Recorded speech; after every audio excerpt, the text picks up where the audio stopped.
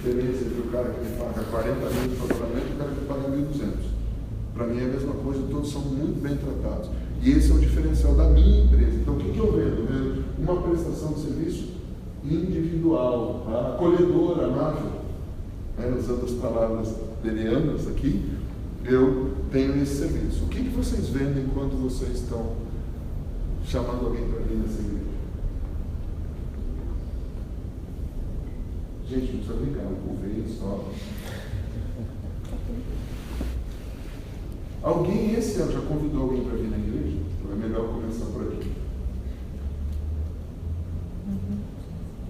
E o que você espera que essa pessoa encontre aqui nesse lugar?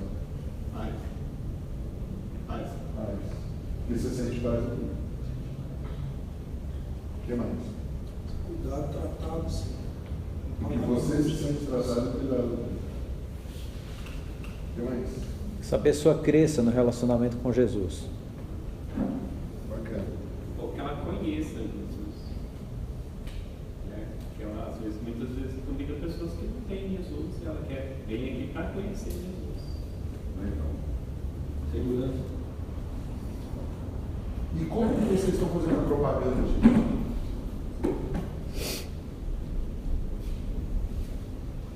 Eu não vim aula de marketing para vocês. Mas eu vim quebrar um pouco o nosso conceito super mega blaster espiritual, que infelizmente existe em muitas igrejas, de que quanto mais espiritual for uma igreja, mais gente vem. Né? Eu gosto muito do conceito que o profeta Kevin ensina, que é Jesus, o Filho de Deus. Ele quer ser adorado, ele quer um povo santo, quer intimidade com ele. Mas Jesus, o Filho do Homem, precisa de papel higiênico no banheiro. E Jesus, o Filho do Homem, está feliz aqui, porque eu cheguei no banheiro, tinha papel higiênico, tinha papel para enxugar. Porque eu já fui em igrejas que eu cheguei lá e encontrei um ser boiando. Não sabia se era demônio ou saí do pedaço da pessoa. Não, vocês estão rindo, é verdade. E eu fui lá dar aula desse mesmo assunto que eu estou dando hoje. E eu falei para o pastor, Jesus, o Filho de Deus, ama essa igreja, a adoração dos caras rasga o céu. O André foi comigo várias vezes nessa igreja, tinha umas treliças vermelhas, é um lugar bacana, espiritualmente. Mas você chegar no local, eu não estou falando de prédio bonito, não.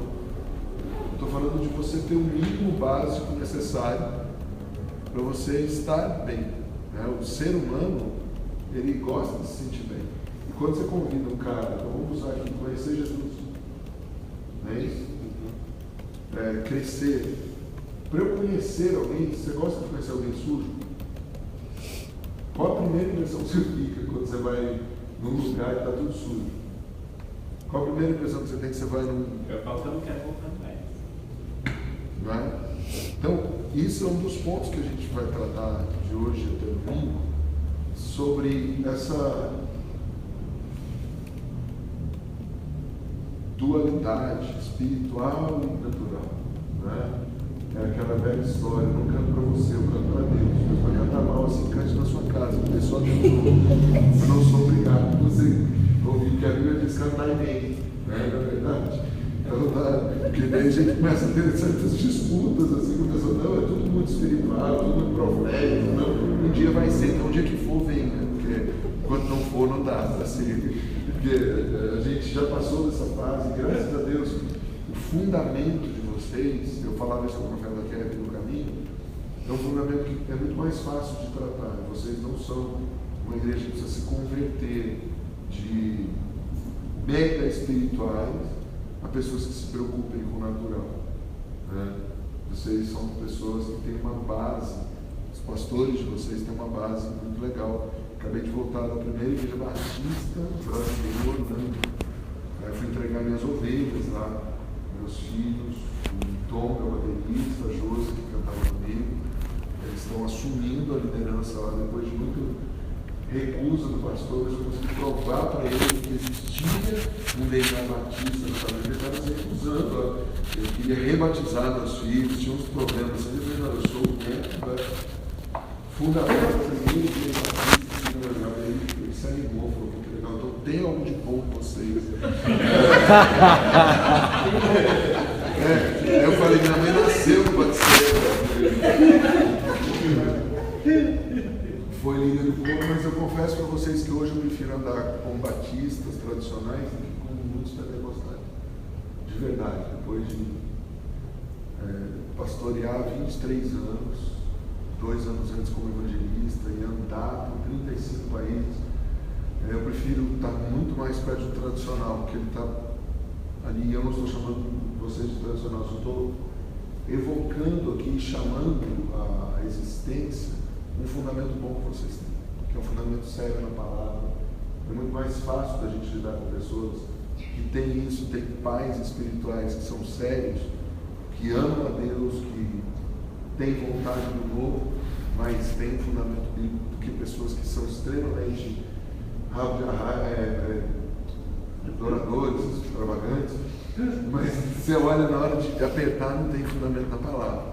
Meu objetivo hoje é a gente falar um pouquinho sobre a importância do modelo do desenho, e eu vou compartilhar um pouco da experiência que Deus me deu no céu. Aí a gente pode abrir para perguntas, mas não existe nenhuma pergunta certa ou errada, tá? Não existe nada dentro do que a gente vai falar que esteja assim igual. Eu creio que nós estamos entre líderes cristãos, então qualquer pergunta que você possa fazer, você não é um tapado de fazer uma pergunta.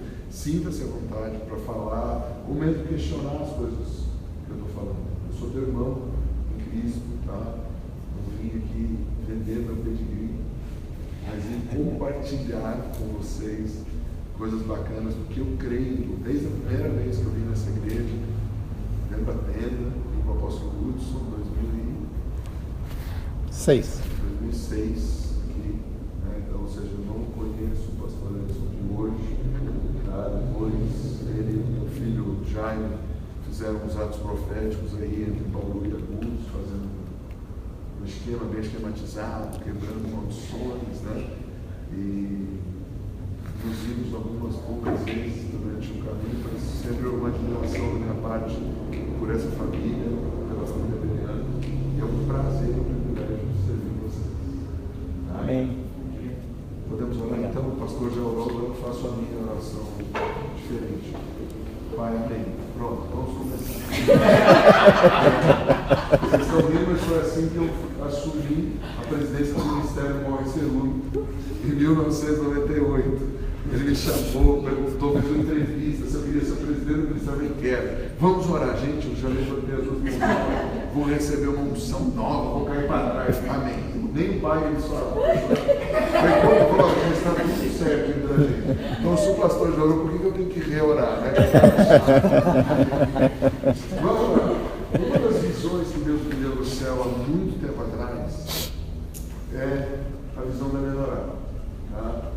E dentre várias coisas que Deus mostrou com a menorá, Deus mostrou os 7 Espíritos de Deus, Deus mostrou os 7 ministérios, operando todos os dias da semana. E uma das coisas que Deus me mostrou foi que para uma cidade ser salva, quando a gente está falando de cidade ser salva, a gente fala de um avivamento de verdade. Isso quer dizer, o índice de mortalidade diminuir, o índice de divórcio diminuir, tá?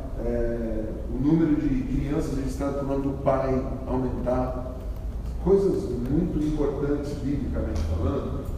É preciso uma junção de ministérios diferentes, e não necessariamente são prédios de igrejas diferentes, mas são ministérios distintos, com dias distintos. Para existir uma semana, você precisa ter dias diferentes. Você tem que ter do dia 1º ao dia 7. Né? Você não tem uma semana só de segunda-feira, seria um término. Você não tem uma semana só de sexta-feira, seria uma tragédia, um monte de bêbada, desesperada. Você não tem uma semana só de sábado ou de domingo, senão nós não teríamos comida, não teríamos provisão, né? Não teríamos prestadores de serviço. Então, para ter uma semana completa, você precisa ter 7 dias diferentes. Para ter uma cidade cheia de luz, você precisa ter os 7 ministérios. E o que eu chamo de 7 ministérios, os 5 conhecidos, e os outros 2 também, mas apóstolo, profeta, evangelista, pastor, mestre, intercessor e adorador. Maurício, o intercessor e o adorador não entrariam no profético? Sim e não. Sim, porque é a maneira de você governar o intercessor e o adorador, uma delas é através do profético. Né? Um adorador que não é profético é enfadonho. Porque ele sai de casa com um repertório, vamos chamar assim, e acha que aqui é o barzinho, e ele vem cantar o repertório dele, não está nem aí para lutar o Espírito Santo. Então ele não consegue se sintonizar com o céu, muito menos fazer o céu bater, por melhor que ele seja cantor. E o intercessor, se não for profético, ele vai ficar fazendo um mantra evangélico, orando em nome de Jesus, em nome de Jesus. Aí parece até aquele padre, né?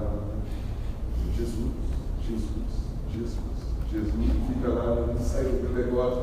Então o intercessor precisa ser profético, mas nem todo intercessor é profeta, nem todo adorador é profeta. Adoradores têm sua essência, intercessores têm sua essência. E essa revelação Deus me deu há muito tempo vendo no céu. Em 2010, quando eu conheci o profeta Davi Rebolo, essa foi uma das coisas que nos uniu, entre várias, mas nós tivemos a mesma visão. E eu peguei essa imagem de PowerPoint e mostrei para ele no meu computador, e ele pegou e tirou uma revista. Aí encontrei a revista agora, eu devia ter trazido, porque eu já perdi a primeira edição, perdi não. Algum irmão pegou emprestado sem devolver, já no mesmo caso está no outro lado, né? Mas tudo bem. O irmão pegou, então quase que eu ia pegar outra de volta agora, que eu estive no Peru há um mês e pouco atrás, que é essa revista histórica para mim, porque nessa revista ele coloca a mesma visão que ele teve, né, dos 7 ministérios. Sobre isso aqui, eu vou falar um pouquinho mais domingo, né, a importância de você saber lidar com os 7 Espíritos de Deus e como você trabalha com eles em relação aos 7 ministérios. Né? Jesus tem que ser o Senhor do pastor, Senhor não. Mas Jesus também tem que ser o Senhor do intercessor. Então Jesus tem que ser o Senhor de todos. Certo? Jesus tem que batizar com sabedoria todos. Sem sabedoria você não exerce o ministério. Né? Sem entendimento fica horrível, porque você fala uma coisa e eu entendo outra, eu não vou chegar a nenhum. Vai ser uma baita, uma confusão. Quantos aqui já discutiram com alguém e depois no final os dois chegaram a conjunto e estão falando a mesma coisa? Principalmente cônjuge. Já aconteceu isso? Não era isso que você queria? Faltava o que eu não chamava? Entendimento. Né? Conselho. Nós somos sábios que buscamos conselho. E fortaleza. Muito legal ver um culto. Paulo, né, cheio de espírito de fortaleza. Agora, e quando as notícias ruins vêm? Hoje foi um dia para mim cheio de notícias ruins. De não de um contrato que eu estava fazendo, há um filho sofrendo um acidente, quase perdeu o dedo, mas ele saber se ele perdeu o dedo, a filha morreu, a gente passou mais de uma hora na estrada sem notícia. Tá? E graças a Deus a boa notícia veio, foi só o dedo. O dedo foi dele, não foi meu, aleluia, foi só o dedo. É assim que a gente celebra a vida, né? Bom, foi só o seu dedo, mas não perdeu. Deu um grande talho no dedo, mas a esposa, um bebezinho desesperado, e foi um dia de notícias ruins. O espírito de fortaleza não nos consola, não nos ajuda. Você faz o quê? Eu viro as costas ali, pastor, eu estou indo embora para casa porque eu acho que deu ruim aqui, eu estou com uma uruca desgraçado, né? É aquele dia que onde eu sentar o pombo vai fazer na minha cabeça. Assim, só ele. Então, porque é muito fácil, a gente está aqui todo louvor, está turbinado, o espírito de fortaleza, e na hora que vem esse deu ruim. Eu preciso disso, né? Eu preciso ter conhecimento da área que eu vou falar. É horrível você ouvir uma pessoa que vai do nada ou coisa alguma, você não sabe o que ela diz, e você sabe que você perdeu o seu tempo. Né? E por fim, acho que é a coisa que mais falta na igreja hoje, temor. Né? O temor do Senhor é o princípio não só da sabedoria, mas é o princípio de todas as coisas. Se eu tenho temor do Senhor, eu te respeito. Se eu tenho temor do Senhor, eu respeito o trânsito. Se eu tenho temor do Senhor, eu respeito até o governo corrupto. Né? Se eu tenho temor do Senhor, eu não preciso fazer uma pergunta para o meu pastor se eu tenho que honrar meu pai ou minha mãe, porque eles são maconheiros, macumbeiros, homossexuais. Eu tenho que honrar meu pai, não é? Porque eu tenho temor do Senhor, o Senhor botou aquele limite. E honrar meu pai também não quer dizer ter as mesmas práticas que ele, ou que ela. Né? Então, eu creio que isso tudo a gente vai colocar no pacote, mas isso tudo faz parte do que nós vamos estar falando, que é a importância do modelo. Quem deu esse desenho? Essa melhorar? Quem que criou esse troço? Deus. E Deus deu para quem? Moisés, né? Moisés nem era judeu.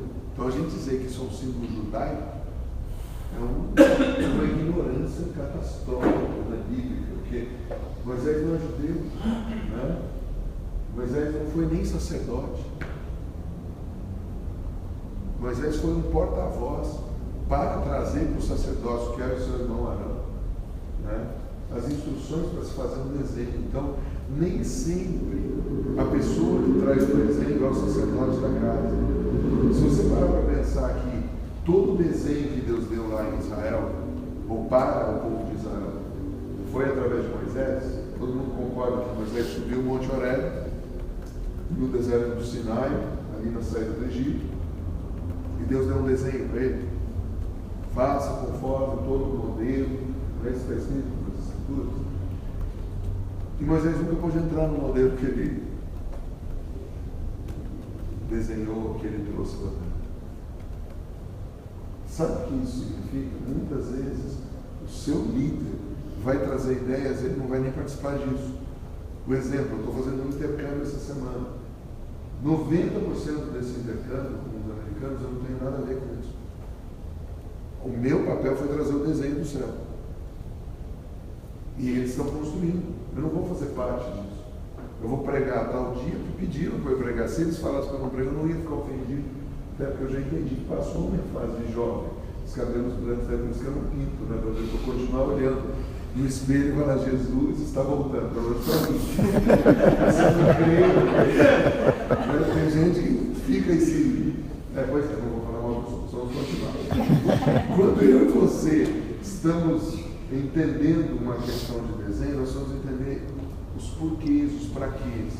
Né? Você está sentado numa cadeira, para você chegar a esse desenho dessa cadeira, tiveram uma série de experiências.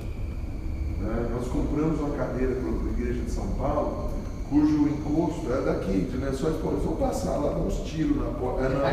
Orar. O tiro profético, por favor. O cara vendeu 300 cadeiras, 330 cadeiras pra gente, entortadas assim para trás. Então você no começo fala, legal.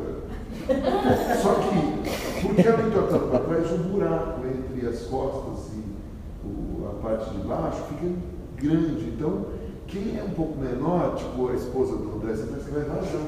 Doutora Neuza não senta nessa cadeira, porque ela fica assim, ela vai no ministério, a gente tem que arranjar outra cadeira para ela sentar, senão ela cai da cadeira. Ela vazou com as perninhas para cima. Saiu que a cadeira não é sua. Né? Mas isso é um problema de desenho. Tá? Isso é um problema de execução do desenho. Então, para você chegar no desenho, tem uma série de experimentos. Esse desenho ele cumpre um certo objetivo, né? Quando você faz uma casa, você tem o objetivo de botar uma família lá dentro. Quando Deus criou um negócio chamado igreja, qual é o objetivo de Deus ao criar a igreja? Né? Então eu queria compartilhar com vocês um pouquinho da visão, porque durante muitos anos eu achei o seguinte, para você entender minha origem, eu sou filho de uma mulher batista com um homem católico. Tá? Então eu cresci numa casa de polar. Meu pai tinha certas crenças e minha mãe as dela. Pô, mas como uma batista vai casar com um católico? Por uma palavra profética da mãe dela, batista, só que era uma batista diferente, que ela fazia jejum de pano de saco e fazia um monte de tinha sonhos proféticos. Ela não orava em línguas, nem sabia que isso existia, até precisou buscar ajuda de oração na casa de uma senhora da Assembleia de Deus. Depois eu fui batizado no Espírito Santo, no mesmo dia que eu fui batizado no Espírito Santo. Então foi um negócio muito bacana. Mas mesmo sem ela ter o batismo no Espírito Santo, ela era usada pelo Espírito Santo. Centenas de pessoas foram salvas. E o dia que ela viu o homem, que é meu pai, esse homem que é meu pai já tinha uma primeira mulher que tinha se separado. Tinha se separado já 6 vezes. E cada ida e volta dava um filho. Então você já entendeu que eu sou o 7º na sequência. Né? E o da minha mãe eu sou o primeiro. Então eu me sinto alfa e ômega. Eu sou humilde pra caramba. Né? Primeiro e único da minha mãe, o 7º, a perfeição, a plenitude de meu pai. Minha avó virou e falou, minha filha, esse é o homem de Deus. Eu sei, como é que uma mulher batista fala para uma filha pura, evangelista? Minha mãe pregava na praça, tocando acordeon, fazia teatro, mulher prendada, nunca ficou embriagada, nunca saiu de si. Ela teve aula com o padre Quevedo, a única pessoa da sala que não foi hipnotizada. Ela sempre uma pessoa centrada. Mas uma mulher dessa vai casar com um cara católico e desquitado na época. Né? Eles nem casaram, eles fizeram um contrato. Quem fez o casamento espiritual do meu pai foi eu. Né? Eu e o pastor. Né? Porque meu pai não era casado e fazia casamento, ele tinha um contrato. Então nós fizemos o casamento, eu fui a Danini. Eu já tinha 18 para 19 anos de idade, eu levando o pajem, né, que chama, eu fui levando a aliança, depois casaram. Então, a gente tem uma história bem esquisita, né? Talvez o pastor nunca mais me traga, mas essa parte eu tenho contado. Eu não sabia. Você cresce numa casa assim, você cresce assim, vale tudo. Né? E ao mesmo tempo não, eu tinha horário para dormir, eu tinha horário para acordar. Né? E o hobby, ou as brincadeiras desde criança, foi sempre fazer desenho, principalmente fazer maquete de cidade, porque eu ouvi dizer que minha mãe brincava de fazer cidade com os irmãos. Tá? Como eu cresci como filho único dentro da casa, eu não tive relacionamento com os meus irmãos paternos, então eu brincava muito sozinho. Por isso que eu falo demais, né? Porque eu jogava futebol, narrava o jogo, era o juiz, o goleiro, e minha avó falava, você vai morrer. Eu falei, não, vou virar pregador. Fala pra caramba, né? Não para de falar. E eu gostava de fazer cidade.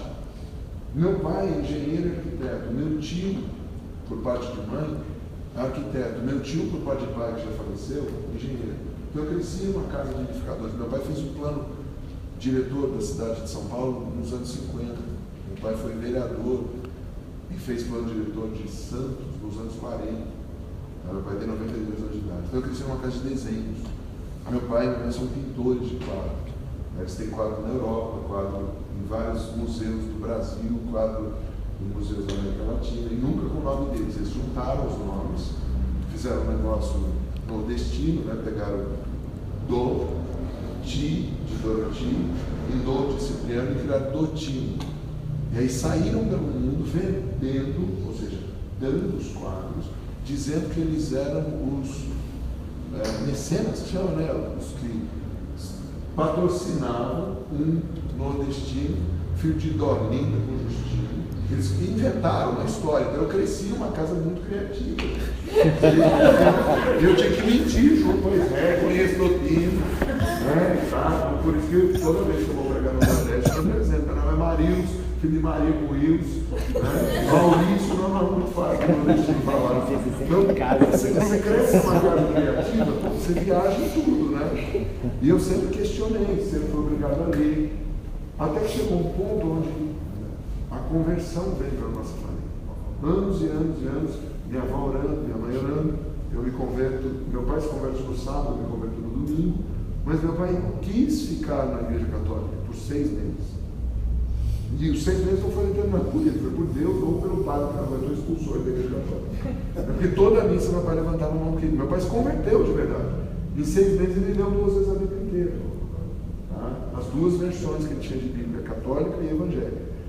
E aí, ele ia para a missa, toda a missa ele levantava. No meio da missa, seu padre, não está isso na Bíblia. Aí, ali a sacristia dele, né? Acabava a missa e minha mãe batista sentada na sacristia, tipo assim, meu Deus, o que eu estou fazendo aqui? Depois de 6 meses, o padre falou, o senhor vai ser um bom pastor. Não me encha mais, não embora. O senhor está me expulsando, eu falei, estou excomungando o senhor. O senhor está expulso da igreja. Bom, daí meu pai não tinha onde ir, começou a ir na Donete, começou a ir em vários grupos, e eu já era metodista. Então, na minha cabeça, eu comecei a estudar, fui para a Palavra da Vida, né? Me apaixonei por Jesus. Com 2 meses eu já estava fazendo missões com a Jocum, porque meu pai tinha um ônibus, eu levei o ônibus para tocar, né? Tinha banda, eu levei toda a minha banda para a igreja, e foi. Então, só que eu fui para uma linha metodista, porque na igreja batista eu não podia bateria, a bateria era do diabo. Então eu falei, não, pastor, eu comprei a bateria, não convenci o pastor, a bateria. Bom, eu fui para a igreja metodista, e lá na igreja metodista eu gostei, cuidei de 7 cargos, até que depois eu mudei para ele sem não entendendo nada. Falei, meu pai ficou louco, meu pai daqui a pouco vai querer circuncidar todo mundo, né? Botar aqui para a cabeça de todo mundo, ficou doido, velho, mas amém. Meu pastor metodista me mandou ir para lá. E eu fui para obediência. Passei 2 anos para tentar entender. Depois de 2 anos, Deus me deu o desenho da igreja, traduzindo o que meu pai falava. Se você entender que eu tenho 48 anos e meu pai tem 92, existe uma diferença geracional muito grande. Existe um conflito muito grande de gerações. E no meio do caminho, meu pai tem filhos hoje com mais de 60 anos de idade. Tá? Mas Maurício, por que isso é importante? Porque toda vez que você for conversar com alguém para entrar no seu departamento, digamos que você seja alguém que é líder de um departamento, aí levanta a mão, ou pasta, não sei como é que chama aqui, ministério. Como dizer, ministério? Sim. Alguém que é líder de um ministério, levanta a mão. Qual é o seu ministério? Infantil. Então, para um cara entrar no ministério infantil, primeiro você tem que fazer uma entrevista com o cara. Fazer todas as perguntas chatas. Como é que foi o relacionamento do seu pai, como é que foi o relacionamento da sua mãe, como é que foi dos seus avós. Porque se você faz isso no começo, você já consegue, não é profetizar, mas já prever certos surtos de alma. Porque todos nós temos desvios em relação ao que é cristianismo por causa da origem nossa. E não adianta só quebra de maldição para isso. São comportamentos que vêm sendo formados dentro da nossa cultura, do nosso caráter. Até aqui tudo bem? Só que é uma coisa que a gente não tem o costume de fazer, principalmente quando a gente se torna mais pentecostal e mais profético e apostólico. Porque a gente vai, não, o cara tem um chamado, tem um unção, olha só. Mas peraí, mas qual a história dele? Da onde que ele vem? Por que ele faz desse jeito? Por que ele fala desse jeito? Porque quando você começa a entender a história da pessoa, você não justifica, porque a única coisa que justifica é o sangue de Jesus. Amém? Até aqui tudo bem? Amém. Mas você entende por que a pessoa age daquele jeito. E aí você começa a ver se realmente aquele comportamento tem a ver com aquilo, ou se é demônio, que nem tudo é demônio. Às vezes é o jeito da pessoa ser. Você vai pegar certas pessoas e vai falar, essa pessoa está endemoniada. Não, é o jeito dela ser. E a sua maneira é diferente da dela, e aquilo te agride. Então você precisa perguntar coisas. O cara vai entrar no louvor, certo? Você tem que perguntar coisas. O cara vai entrar outro ministério, por favor, outro ministério. Mulheres. Gente, mulher é um negócio maravilhoso. Os homens perguntam, vou repetir isso que nós vamos dizer. Mulher é um negócio maravilhoso. Mas o homem não entende. E nem ela se entende. É verdade, mano? Mulher, a gente precisa fazer entrevista mais ainda do que homem. Inclusive, mulher é mais sincera na entrevista que os homens. Até porque ela quer impressionar outra mulher.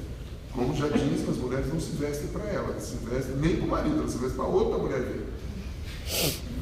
Porque a outra veja o sapato dela na cruz, o pé fica assim, até a outra vez que ela comprou aquela bota agora da moda, né? As mulheres têm que fazer esse negócio. Mas se vocês mulheres não fizerem as entrevistas com as mulheres, vocês vão poder colocar pessoas que não são Jezabel.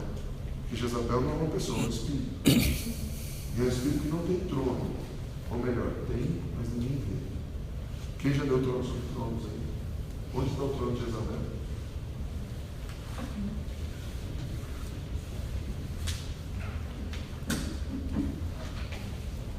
O silêncio quer dizer que é profundo respeito ao professor. O problema é que qualquer PTI. PTI? PTI? Poderia. Não, de verdade, você não acha o trono de Jezabel. Certo? Você procura lá no livro, vai para casa, faz DVD, você não vai achar, estou poupando 10 minutos seu de trabalho.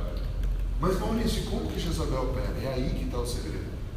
Se você começa a fazer entrevistas com as mulheres, você vai descobrir algumas ações.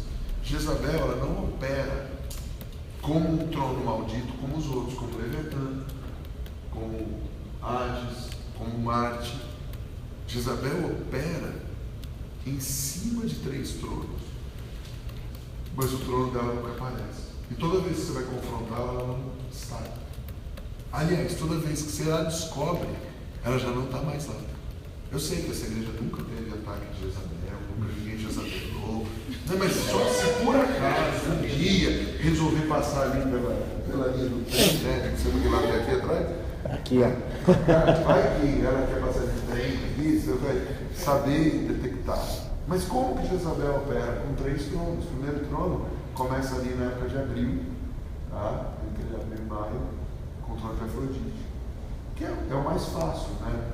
Por que chama ela de prostituta? A sensualidade, a parte sexual, tá? A Prívis, Afrodite. O segundo trono que ela opera é o de maio e julho, que é a Ateneia, que é a dualidade. O signo de Gêmeos, fica mais com 2 caras. Na sua frente, pastor, amoroso, gente, pastor não é estranho, não. Aí na frente do pastor, não, pastor, estou contigo lá. Gente, eu estou pensando em sair dessa igreja.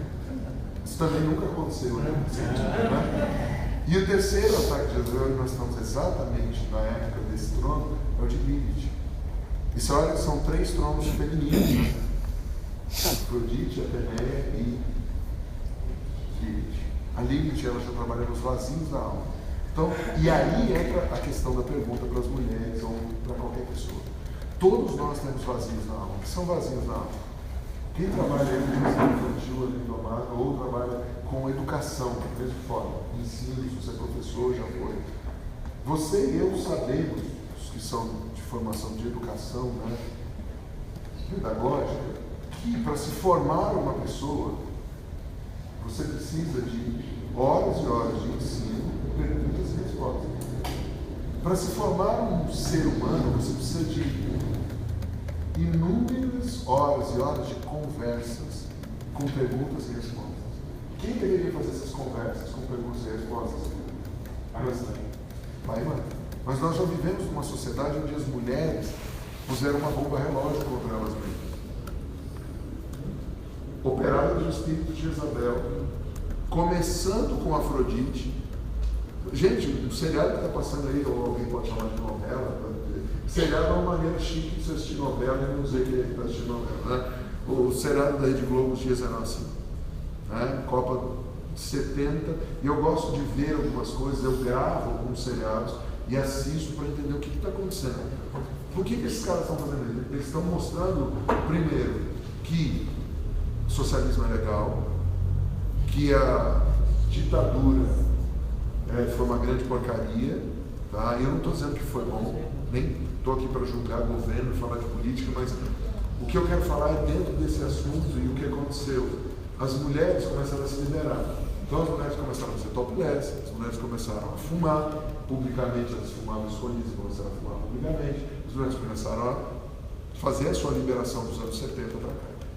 Simultaneamente, você vê o desquite vira divórcio, estou acompanhando o raciocínio, e aí chega a revolução feminina, de tipo, eu tenho que ganhar a mesma coisa, eu tenho que trabalhar, eu tenho que isso, eu tenho que aquilo, certo?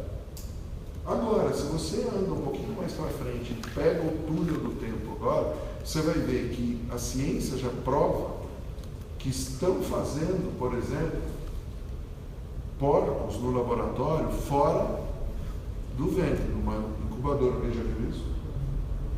Ou seja, não está ligado a uma porca, não está ligado a uma leitoa, está lá, puseram o negócio, o feto está lá dentro, seria um bebê de proveta, só que totalmente criado ali. E a ciência já prova, o Davi Rebolo pregou agora na abertura da nossa casa em São Paulo, falou um pouco no Ubatuba, sobre o que estão fazendo já experiências na Europa do próprio homem, não entra a mulher, você gerar um ser humano. Qual que é o único ser humano dos 2 gêneros que tem a habilidade de gerar homem e mulher? Porque a mulher é X, X. E homem é X, Y. Então, de um homem você consegue fazer uma mulher. De uma mulher você não consegue fazer um homem. E de um homem você consegue fazer um homem. Sabe o que acontece? É um grande tiro no pé das mulheres. Porque essa revolução sexual fez com que os homens, e aí eu volto lá no ponto, por que eu dei essa volta? As conversas pararam de existir, porque as mães deveriam estar em casa para conversar com os filhos e explicar, não a ausência do pai, mas explicar que o pai está indo trabalhar. Eu não sou contra a mulher trabalhar, mas a mulher deveria ficar mais em casa, numa faixa etária, para responder perguntas. E quem deveria responder pergunta não é a empregada e muito menos o tablet. Estão comigo aí? E nem as escolas, período integral, cheio de essa decogeira, esqueci o nome agora. Ideologia de gênero. Ideologia de gênero. Então você vai, você escolhe o que você quer ser, né? Uma hora você vai descobrir se você quer. Hoje existem dezenas de gêneros. Você pode ser um outro lugar. Não, eu nasci homem, pronto. Eu gosto da definição simples do profeta Kelly. Olhe para o seu encantamento. Você é para fora é homem, você é para dentro é mulher. Pronto. Acabou. Você está com dúvida de gênero, aí, acabou. Você, homem ou mulher, acabou. Mas não tem nada a ver com sexo. Aí não tem, mas tem, né? Se não tem a ver com sexo, por que precisa ter lésbica? Se não tem a ver com sexo, por que precisa ter homem transando com homem? Isso é só uma ideologia? Eu gosto de homem, eu beijo o homem, abraço o homem, mas não preciso transar com homem. Né? Quantas mulheres gostam de mulher? Então, nós não somos homofóbicos, pelo contrário. Nós somos homoafetivos. Quantos homens abraçam o homem? Agora, aí depende do que é afetividade para você. Então, hoje nós vivemos num mundo relativo, porque tudo virou relativo. E não existem mais absolutos.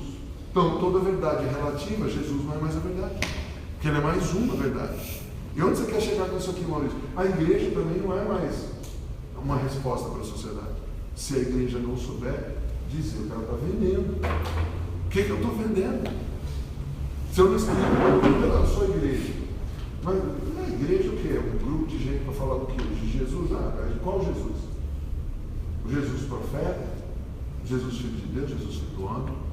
E você já parou para pensar que às vezes parece que o nosso Jesus é diferente do Jesus dos irmãos, né? Que a gente sabe se é irmão ou é primo? É verdade, não é? Porque nós cremos num Jesus que perdoa. Mas tem gente que não crê que Jesus perdoa. Nós cremos num Jesus que abriu um caminho novo vivo. Todo mundo crê nisso? E esse caminho novo vivo é o único jeito de você chegar ao Pai. Isso quer dizer, seu pecado tem que passar por esse caminho, chamado, mas com o sangue de Jesus. Como é que é? Gente, sexta-feira, essa hora, né? O raciocínio está curto, né? Eu tenho que passar pelo sangue de Jesus. Ou seja, o pastor que está em jejum, se santificando, para chegar à presença de Deus, precisa passar pelo mesmo caminho que o maconheiro, que o macumbeiro, que o ateu. Sim ou não? Então nós cremos que se o cara confessar o pecado dele, ele está perdoado. Agora tem gente que não. Se o cara confessar o pecado dele, ele precisa ficar 6 meses sentado no banco. São nossos irmãos. Da onde vem essa interpretação? Não sei, não cabe a nós, não vamos mudar isso aqui e nem queremos mudar a vida dos outros, mas nós precisamos entender que nós estamos numa sociedade que tem um vazio na alma, e esse vazio na alma é a ausência de conversas com perguntas e respostas, é a ausência de conversas com os pais. Quanto menos conversa um menino teve com o pai e com a mãe, mais dificuldade esse menino tem de se afirmar como homem de sua sociedade na casa dele. Quanto menos conversa uma menina teve com o pai e com a mãe, mais dificuldade essa mulher vai ter de se afirmar como sacerdotisa do lar, como adjutora do marido. Até aqui. Mas olha o que você veio falar. Estou falando do desenho da família. Deus criou um desenho lindo, maravilhoso, chamado família, que começa com um homem e com uma mulher. Deus bota essa família no jardim. Essa família peca. Aí diz a Bíblia que Deus expulsa essa família do jardim. E Deus coloca na porta do jardim uma espada flamejante para guardar a árvore da vida. Até aqui tudo bem? Passam-se 7 gerações e um cara volta e começa a andar com Deus. Como é o nome dele? Enoque. Correto? Então esse cara aos 65 anos de idade teve um filho. Aí para, isso aqui é importante. Ele teve um filho aos 65 anos de idade. Depois ele anda mais 300 anos com Deus. E depois de andar 300 anos com Deus, esse cara é tomado aos céus, ele não morre. Porque ele andou tanto com Deus que Deus tomou ele para si. Até aqui tudo bem? O que Deus estava fazendo com isso? A humanidade estava caída. Hoje nós vivemos uma humanidade caída e perversa. Correto? Quanto mais nós andarmos com Deus, mais diferença nós vamos fazer. Mas o que faz a gente querer andar com Deus? Cada um teve a sua história. Eu estava drogado, morrendo, tinha perdido meses antes meu primo de overdose, no início do louvor da primeira igreja batista em Fernando, o 4º ano de medicina, filho do pastor. Tá? E morreu de overdose, eu não acredito. E eu falei, não quero morrer disso. E eu tocava na igreja metodista e cheirava 12 gramas de cocaína todo dia. Tá? E eu tocava na igreja, eu dava testemunho na igreja. E era traficante. E eu estava dentro da igreja, era um bom crente, eu dava dízimo, eu dava dízimo do tráfico. O que eu ganhava de dinheiro do tráfico, eu levava para a igreja.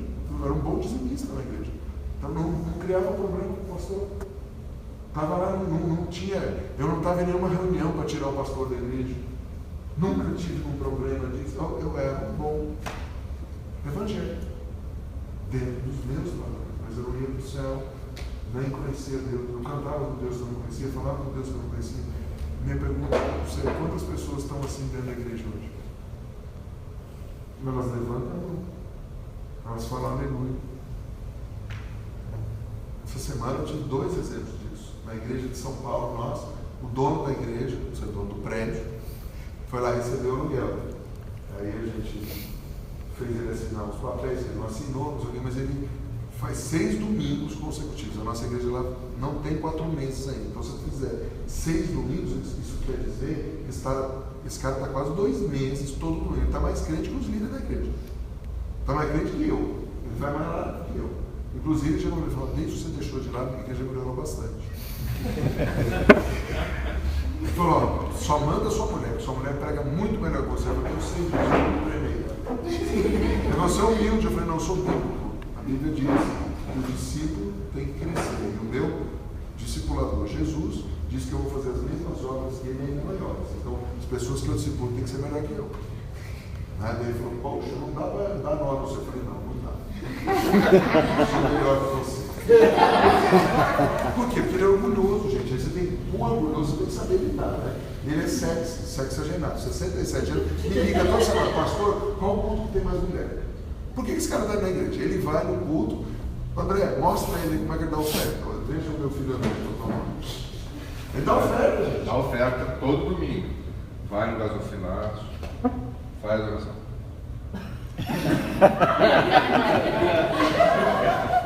E toda semana ele me liga: pastor, olha que eu estou fechando os negócios, eu vou abençoar a igreja.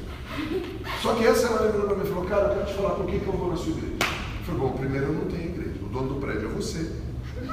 Tá? E eu sou um servo de Jesus Cristo, certo? Não tem igreja, porque tem igreja de Jesus e é besta. Eu não sou besta, eu sou de Jesus. Não faço parte, sou igreja, certo?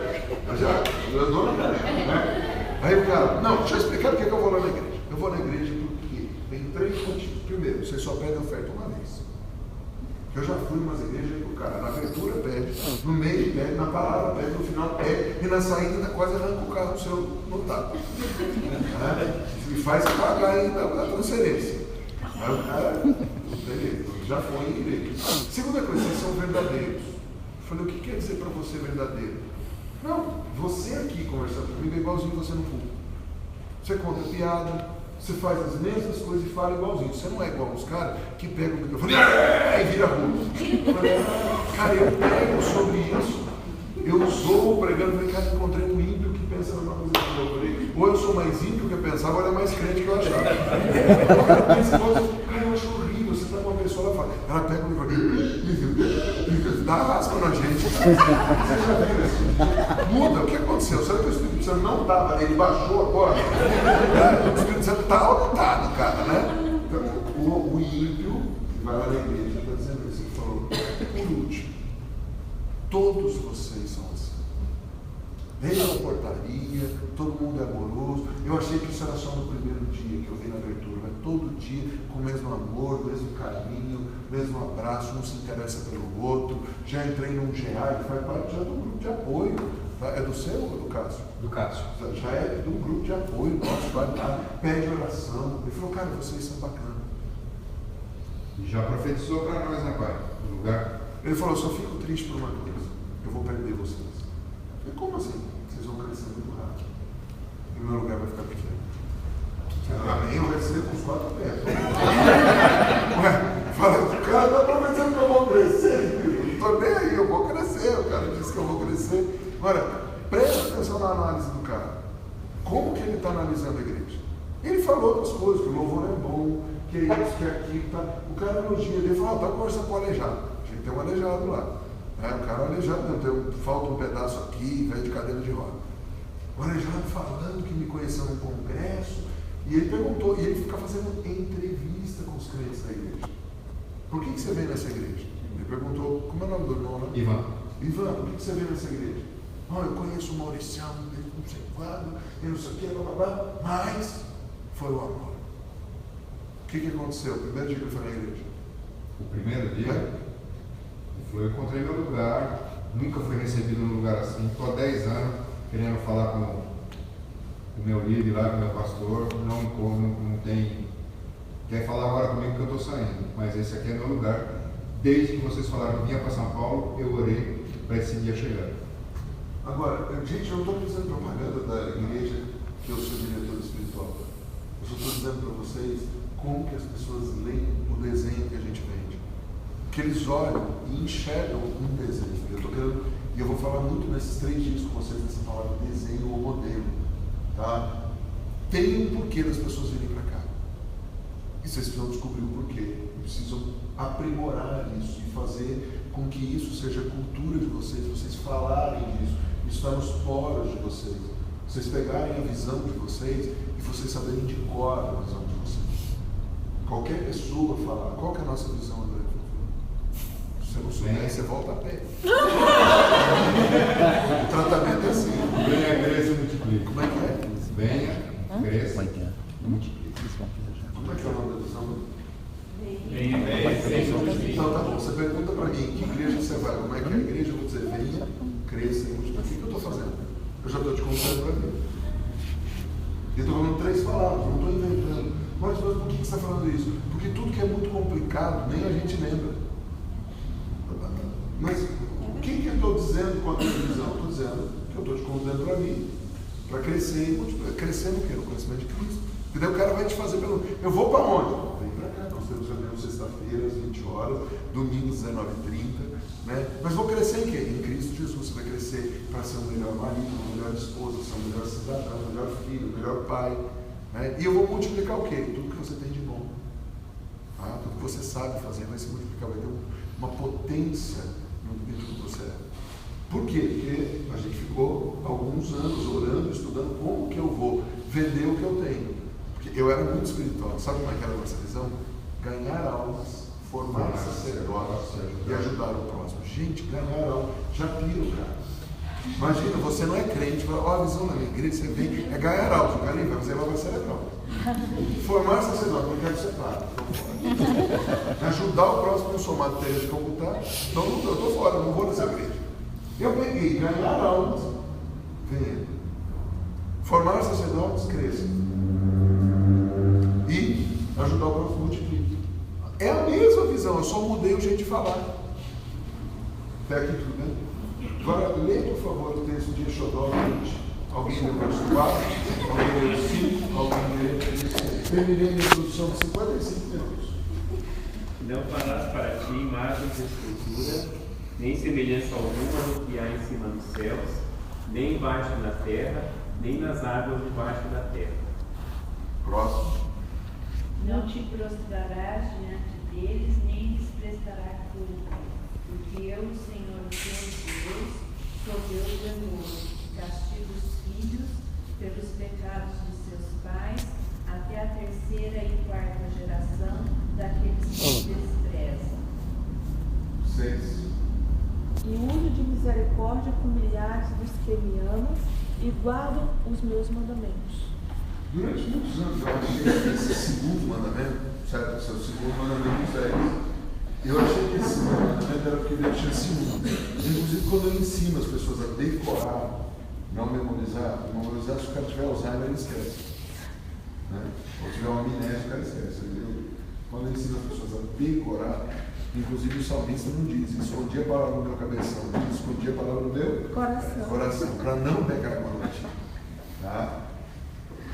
Quando eu ensino as pessoas a decorar, eu falo sobre isso, que Deus é um Deus ciumento. Ele não quer que você tenha foto de cartão, não é verdade? Por isso ele não quer que você tenha uma imagem. Isso é uma maneira infantil de ensinar a mim. Até que Deus me levou para o céu, e me mostrou a questão da imagem. Porque aqui ele está dizendo, não farás para ti imagem. Alguém lê, por favor, Gênesis 1:26.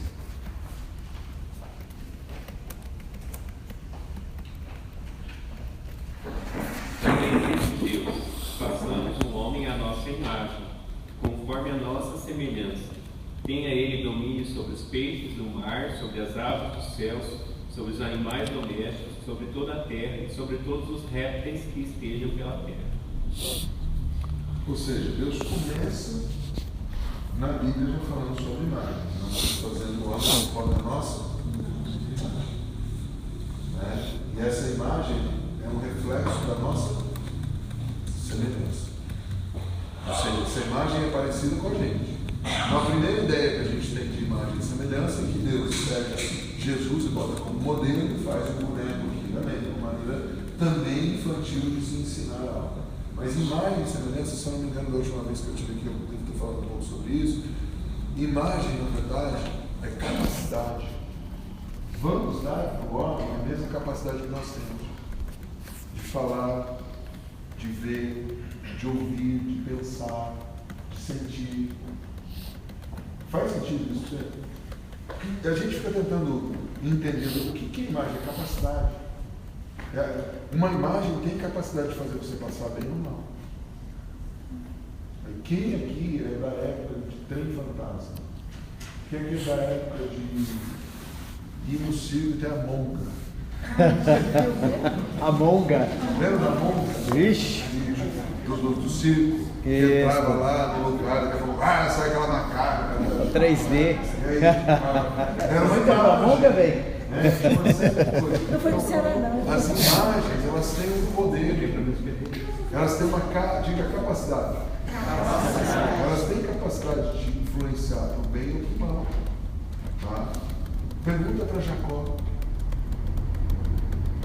Quando o sogro dele falou, você vai, o rebanho desse jeito é teu. O que ele fez? Ele voltou uma vara lá na frente, salpicou a vara. Todo o rebanho nascia de acordo com aquela imagem que estava. Por que num culto deve-se ter o tempo inteiro isso aqui?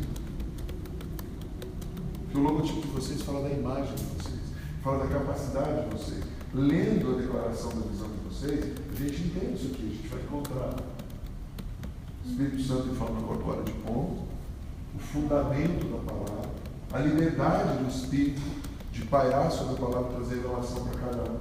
Tá? A gente encontra a visão de vocês dentro da coisa. E é subliminar, não é isso. A gente vai trabalhar com mensagem subliminar, porque Deus trabalha assim. Como é que Deus fala? Inculcarás nos teus filhos. Quais são as 4 vezes que Deus manda você falar com as crianças? Quando estiver deitado, quando estiver sentado, quando estiver em pé e quando estiver no caminho andando. São as 4 posições que você tem: sentado, deitado, em pé, parado ou andando. Então, ou seja, quando que você dá o tempo inteiro? Aí chega lá o profeta lá na frente e fala, bote um cartaz, um outdoor grande para todo mundo passar, correndo, veja. Querido, quando você tem um outdoor, você não pode escrever muita coisa. Você tem que pôr algumas imagens. Que rápido o cara vê. Então, é um poder que existe, você inculcando na pessoa aquele negócio. Dependendo do símbolo que você vê, você já sabe o que ele significa. Você vê um V e um W junto assim, você está falando do que mesmo? Por quê? Porque você já está acostumado a ver aquela marca, não precisa estar escrito Volkswagen embaixo. Não precisa estar escrito Bereano ali. Se você olhar esse símbolo, você sabe o que é de você.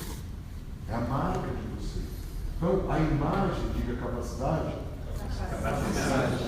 Está subentendido que toda imagem tem uma capacidade.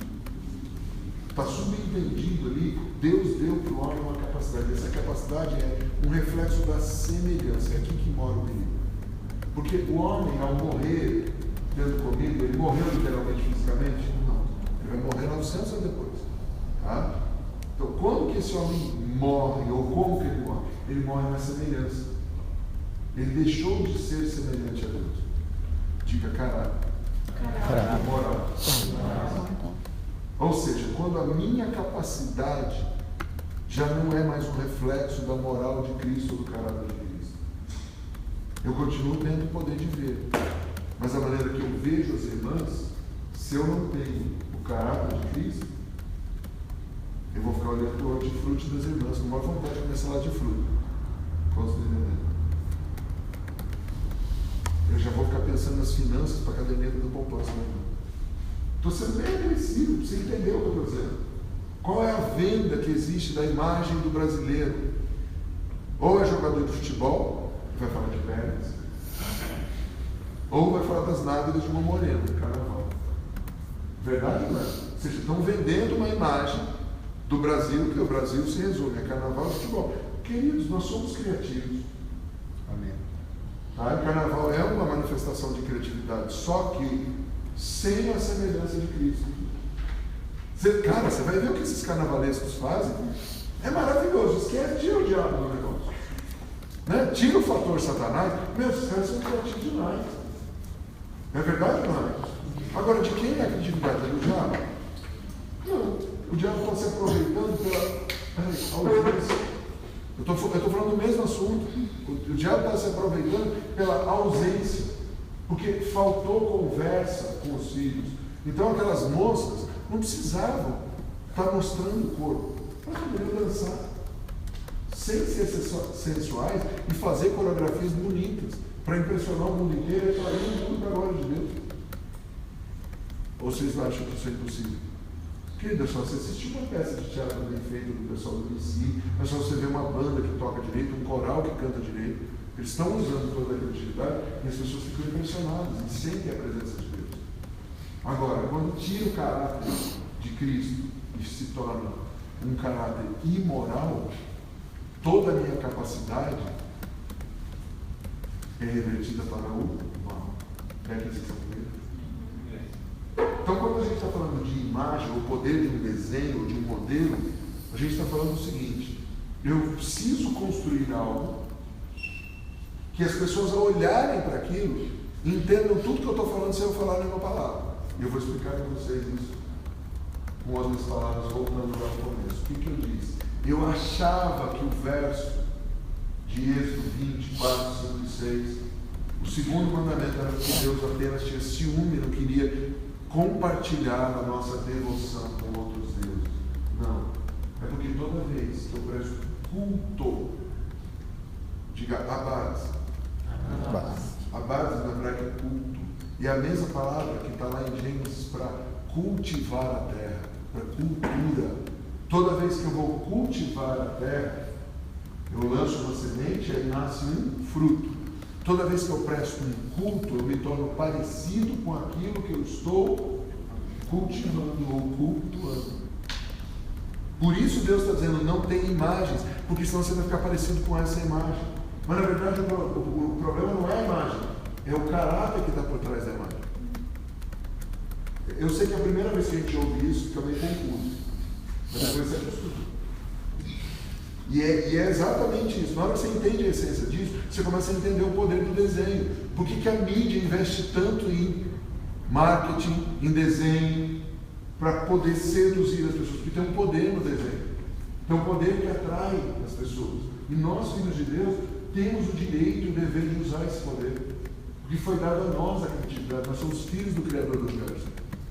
Olha para o seu vizinho e diga, eu achei que você era só criador de casa. Ah, não! Quem na infância a mãe chamava de arteiro? Ou seja, a criatividade já estava lá. São artista, fazia arte, bom, os irmãos aqui uma coisa. Foi ele. Eles treinaram tanto a infância, foi ele, mãe. Para não apagar. Quem fez isso? Nem sabia se ser elogiado ou levar a Havaiana azul. Né? Bom, até aqui tudo bem? Todos vivos? Ou seja, por que Deus não quer que a gente tenha imagens de esculturas? Porque aquela imagem tem um poder. Então, é pecado eu ter uma foto? Não é pecado. O problema é qual é a intenção dessa foto. O que eu estou querendo dizer com essa imagem? Não é igual a irmã, a minha Aí, dependendo da igreja que você for, ela já vai para a sala de libertação. Deus é bom, sabe? Está grávida ainda. Não, põe a mão no dedo assim, dependendo onde for, Deus é bom, está ali, gente. O marido sabe que não faz nada por isso. Ainda gosta, fica abraçando o Mickey. Gente, eu acabei de voltar de Orlando. Entrei em Orlando com o violão da filha do Davi Rebolo. Aí o guarda lá, o último guarda, está trazendo comida. Não, está levando 3 quilos de tapioca, mas tapioca não é comida. E é grande de farinha branca. Eu estava levando um negócio de comida da fazenda, não sei o que. Tá? Era só comida industrializada, beleza. Por que essa guitarra? O cara falando espanhol. Eu falei, porque eu toco. Não é mentira. Mas você vai tocar nas férias? Eu vou, o problema é seu. Pensei, eu não falei. Você vai tocar pra quê? Eu falei, ninguém não. Aí o cara começou a rir quando eu sou você. Eu falei, cara, eu não posso andar com um violão nas costas? Eu não posso ter um violão, não posso estar com um violão assim. E o cara bravo comigo, o que você vai fazer? Você vai ganhar dinheiro? Eu queria ganhar dinheiro. Eu já tentei, já gravei isso, eu gasto dinheiro, não sei. O pessoal pirateia o negócio. Aí me deu risada, vai embora, né? Mas onde você está falando? Acabei de ir lá ver o Mickey Mouse, irmão das orações. Mas irmã não ser ofendida, daquela gravação, eu nunca mais vai esse nome, tá bom, minha barriga, de coisa de não. Dependendo da maneira que você interpreta, você pode do diabo. Cara, eu entro na Disney, eu começo a buscar em Deus códigos de criatividade. Eu entro em Orlando, eu oro, falo, Deus, estou aqui. Sou uma parabólica de Jesus, recebo tudo que Jeová Sá te mandar para mim. E cara, o Disney foi um cara que recebeu de satélite. Beleza? Entendeu? Mas ele estava aberto, ele foi estudar com Gaudí. Ele foi na Espanha receber influência. Eu sou arquiteto, eu estudo desenho há muito tempo. Mas o cara estava aberto para receber desenhos que mexem com as pessoas. Ah, o cara é maligno. Cara, o cara era maligno porque não teve ninguém para pregar para esse cara. Meu filho entender desse jeito. Não teve um cara para chegar lá e evangelizar esse cara direito. Mas a criatividade estava ali. Ela só estava voltada com a semelhança errada. Existe malignidade na Disney? Muita. Mas nem tudo é do diabo. Eu acho que a gente, talvez vocês não tenham passado por isso, ou se passaram, já passaram, acho que a gente já passou dessa fase de endemonizar tudo, de ir na casa dos outros. Gente, eu sou do tempo que a gente ia tirar as coisas da casa dos outros. Era um furto legalizado espiritual. Não, esse quadro não é de Deus. Esse sofá não é de Deus. Gente, eu lembro um dia que, coitado da mulher, já estava no quintal da mulher, sofá, cadeira, quadro, espelho. Gente, 90% daquela mulher não tinha mais nada da cadeira. Daqui a pouco os caras veem um frango passar. Eu falei, não, frango não é macumba. Gente, não é piada. Imagina uma pilha de coisa, roupa, camiseta, símbolo, tudo para queimar. Vai queimar, eu fui dessa turma, gente. A gente ia ficar na casa dos outros, gente, gostoso. O que a gente tinha usado? O profético. Gente, muita coisa era de Deus realmente que a gente via. Olha, esse quadro eu sinto. Foi fulano que Deus. Quem deu? Aí, a tia que era macumbeira. Tinha uma influência. Eu não estou zombando, mas eu estou falando o que a Bíblia diz. Quando eu era menino, eu falava com o menino. Eu fazia com o menino. Hoje a gente ainda queima as coisas, a gente ainda quebra as coisas, mas com um pouco mais de maturidade. Tá? Nem tudo é do diabo, vai ter um negócio desse. Outro dia, gente, eu não sei o que vocês pensam do que eu vou falar, vocês podem até me expulsar agora. Eu não gosto disso, não concordo com isso, não faço, mas eu não brigo mais. Tinha 4 meninos jogando truco na minha frente. Tá? Eu estava falando, pastor, você não joga? Depois de meia hora, os caras me encheram. Eu virei e falei, sabe por que eu não jogo? Porque para jogar você tem que mentir. Ninguém joga olhando para você. Truco abençoado.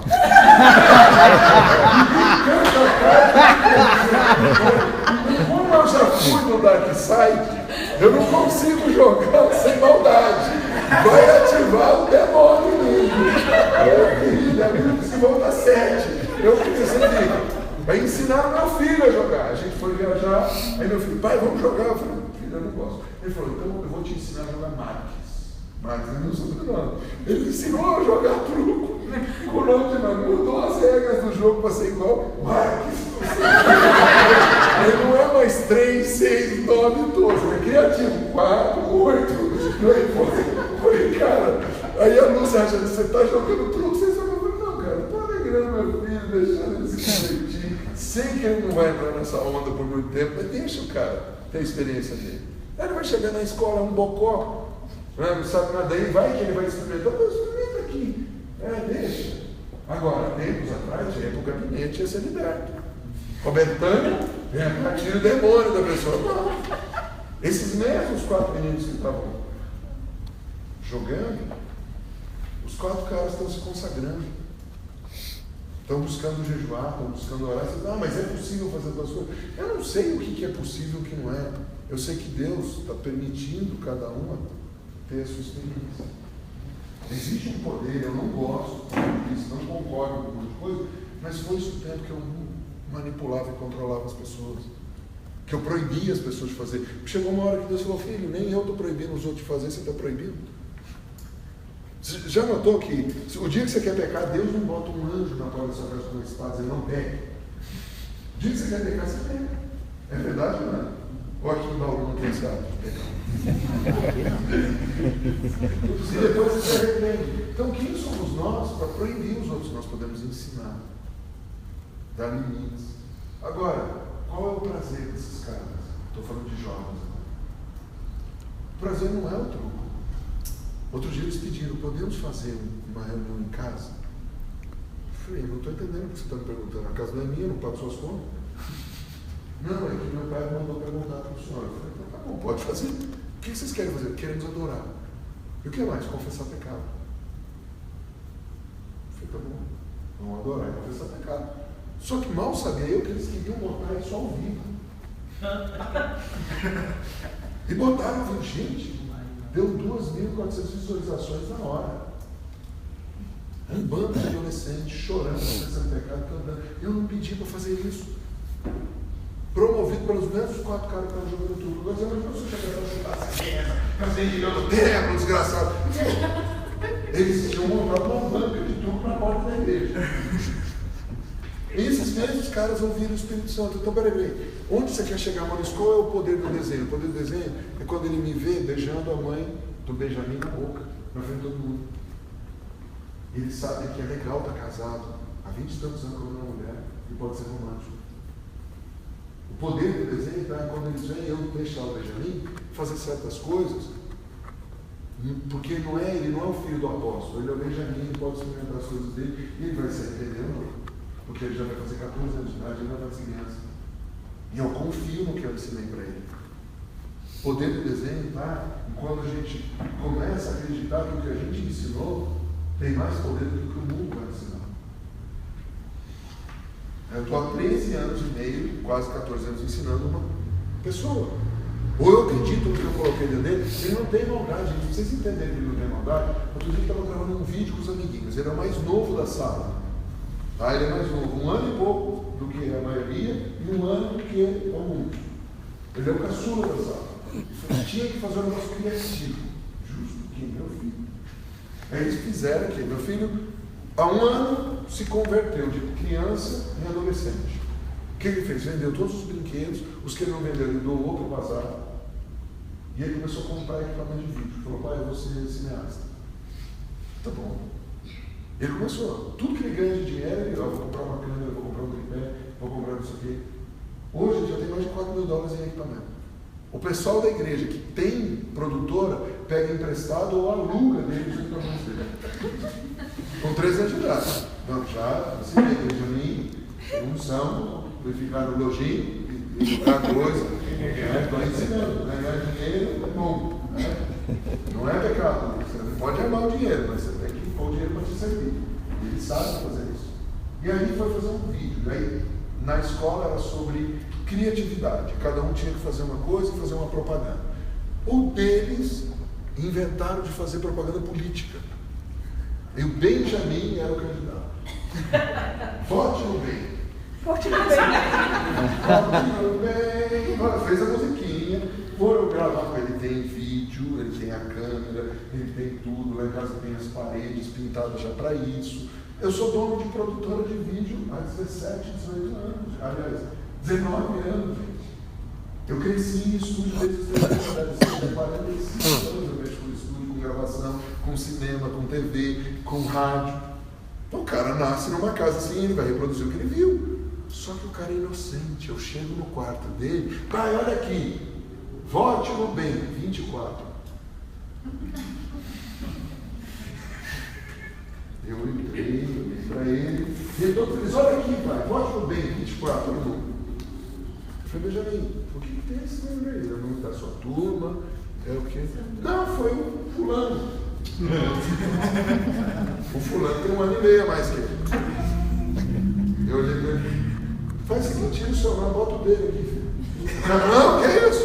Eu falei, mano, você explica para ele ou eu vou te dar porrada? Eu falei, desse jeito, adolescente, vamos cair dentro. Eles lutam Krav Maga e eu também. Então vamos ver quem vai ganhar. Eu posso estar velho, mas treinei hoje de manhã, 1 hora de treino. Fui na academia, puxei ferro, corri meia hora, corri 5 km. Beleza, eu posso ser até gordinho, mas eu me garanto. Eu corro até 10 km a pé. Ando até 40, 50 ou 80 km de bicicleta, dependendo se não tiver muita subida. Nado até 3 km, está tudo bem. Porque meu pai, com 92 anos de idade, faz ginástica 2 vezes por semana. Então, o Benjamin também, tem que treinar. Pode estar gordo, não tem problema. É uma questão de gosto. Tem gente que gosta de carne, tem gente que gosta de palito. Pronto, cada um fica do seu. Mas eu olhei para ela, não, perdão, apóstolo. Eu falei, não, você não tem que pedir perdão para mim, palhaço. Você vai pedir perdão para ele. Benjamin, o cara está te chamando de viado, cara. Mano? Não, eu já quero de joelho, porque eu vou dar um pau nele no gravador. Eu falei, ó, eu vou abrir a sessão de Krav Maga aqui em casa, e mais validado do que recebeu. Pô, na casa do AP, gente, tá todo mundo dentro lá. Perdão, fala aí, eu estou na casa. Aí mudaram, né? Botaram lá partido dos mitos, não sei o que, PM, não sei o que. Meu, os palhaços não terminam o vídeo dizendo não sei o que, eu sou, Benjamin, eu sou universal.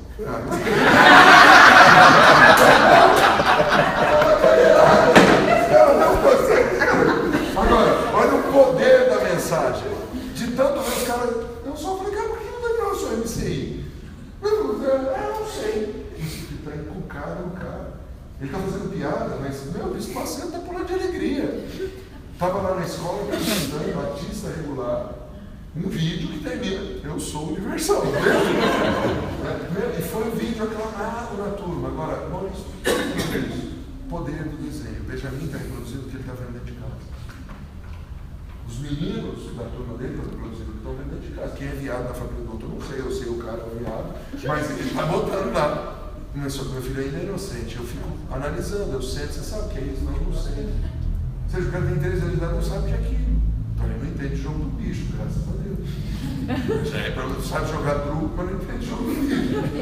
Não sabe isso. Agora, vai para o Salmo 8, por favor. Alguém lê para outras pessoas. Queria que todo mundo participasse. É um jeito de não dormir. Alguém deu 4, outra pessoa deu 5, outra pessoa deu 6. Amor. O que é o homem para que te lembres dele, e o filho do homem para que visites?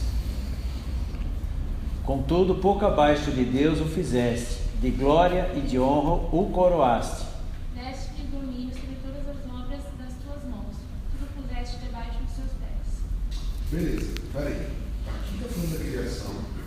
Está questionando quem é o homem, para Deus ter uma memória sobre ele, se lembrar dele. Estou certo ou errado? Né? Mas ele está dizendo, Deus coroou, diga coroa. Nós temos um grande problema de entender o que é coroa. Outro dia o Kevin pregou lá no nosso culto de empresários sobre a coroa que atrai a bênção de Deus. Ele me mandou para eu traduzir e colocar lá. Enquanto você está pregando, você entende o que ele está falando, a coroa que Deus coloca, não sei o quê. Mas se você colocar um tema, a coroa que atrai a bênção, eu falei para ele, cara, não funciona no Brasil. Vou achar que é uma velha que está atraindo a bênção. Você explicar por quê? Eu falei, uma mulher da sua idade.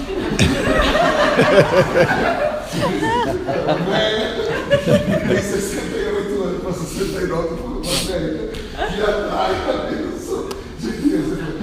Eu falei, então é isso que você está querendo dizer, então vamos mudar o tema. Mas quando está dizendo Deus coroou o homem, nós temos a ideia de que Deus veio e pegou, botou um pedaço de metal ou de louro, que seja na cabeça. A palavra aqui não é isso. Deus revestiu. Deus colocou e vestiu o homem com uma capacidade gloriosa de transmitir essa glória para toda a criação. E é inegável, queridos, no Brasil nós temos uma bênção de coroa de glória. E pode ser coroa de glória que não seja de Deus. Pode ser coroa de glória pervertida. Ora, digo, carnaval. Tem uma glória no carnaval, não tem? Tem um negócio, a gente pode não gostar, pode, tá amarrado, isso é do diabo e a gente sabe que é mesmo. Eu não estou discutindo, não estou convidando ninguém para pular carnaval, tá? Não vou mudar o meu pensamento sobre isso, não concordo. Eu gosto de evangelizar no carnaval. Eu gosto de ir para a rua profetizar no carnaval. Eu gosto de levar grupos proféticos para ir para o meio dos desfiles e tal. E graças a Deus está falindo o carnaval, já não tem mais desfile para você ir, né? A não ser que você vai num clube fechado, aí você vai fazer uma invasão de propriedade privada, é outra coisa. Mas quando tinha carnaval de rua na nossa cidade, a gente faz todo ano um congresso chamado Glória dos Portais, e a gente ia uma noite do desfile principal para a rua. 50% das pessoas que a gente evangelizava era desviado. Tá? E era muito louco, a gente ia em grupos de 4 e profetizava. Tá? Então os caras, e a gente já obrigava o cara a virar de costas, porque a gente chegava por trás da pessoa. Então, digamos que seja lá o desfile, está passando, a gente chegava, olha, com licença, eu tive uma visão. A pessoa, o quê? Aí a pessoa virava, já não olhava mais para o carnaval, olhava para você. Então, eu tive uma visão, eu vi isso faz sentido para você? A pessoa começava a chorar. Porque a gente não estava inventando, a gente ia para lá, passava 2, 3 dias do carnaval orando, adorando a Deus, ia nas portas da cidade fazendo unção profética, fazer as coisas, e depois ia para lá. O que eu pensava? Agora, para congelar essa imagem. Eu achava que o profético era tudo, que a adoração era tudo, que a intercessão era tudo. Ou seja, que, uau, isso aí, se eu adorar 24 horas, se eu interceder 24 horas, se eu buscar, eu vou abrir os céus da cidade e de uma maneira sobrenatural as pessoas vão se converter. Alguém já teve essa ideia? Ou ainda tem? Todos nós já passamos por isso. Não, se nós ficarmos adorando, intercedendo, confessando pecado, ou seja, bota um povo chorando aqui, as carpideiras do lado, bota os caras cantando santo do outro, que vai abrir o céu da cidade, os tronos do diabo vão cair e as pessoas vão correr para a igreja.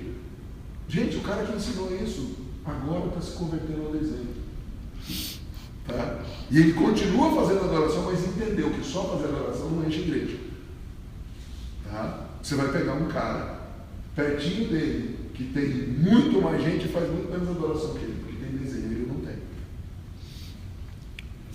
Porque isso não é desenho, isso aí é atividade com ferramenta. Diga, os ministérios são ferramentas para a edificação da casa.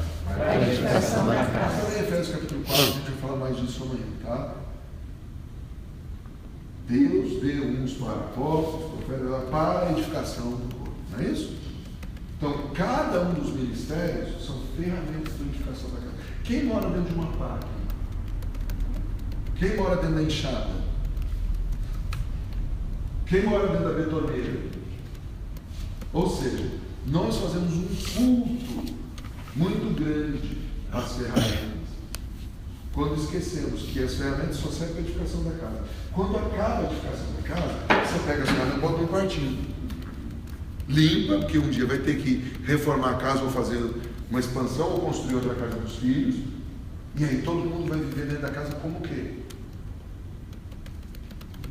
O cara que vive dentro da casa como pedreiro, como eletricista. Como é que ele vive dentro da casa? Ou ele é pai, ou ele é mãe, ou ela é mãe, ou ele é filho, ou ela é filha.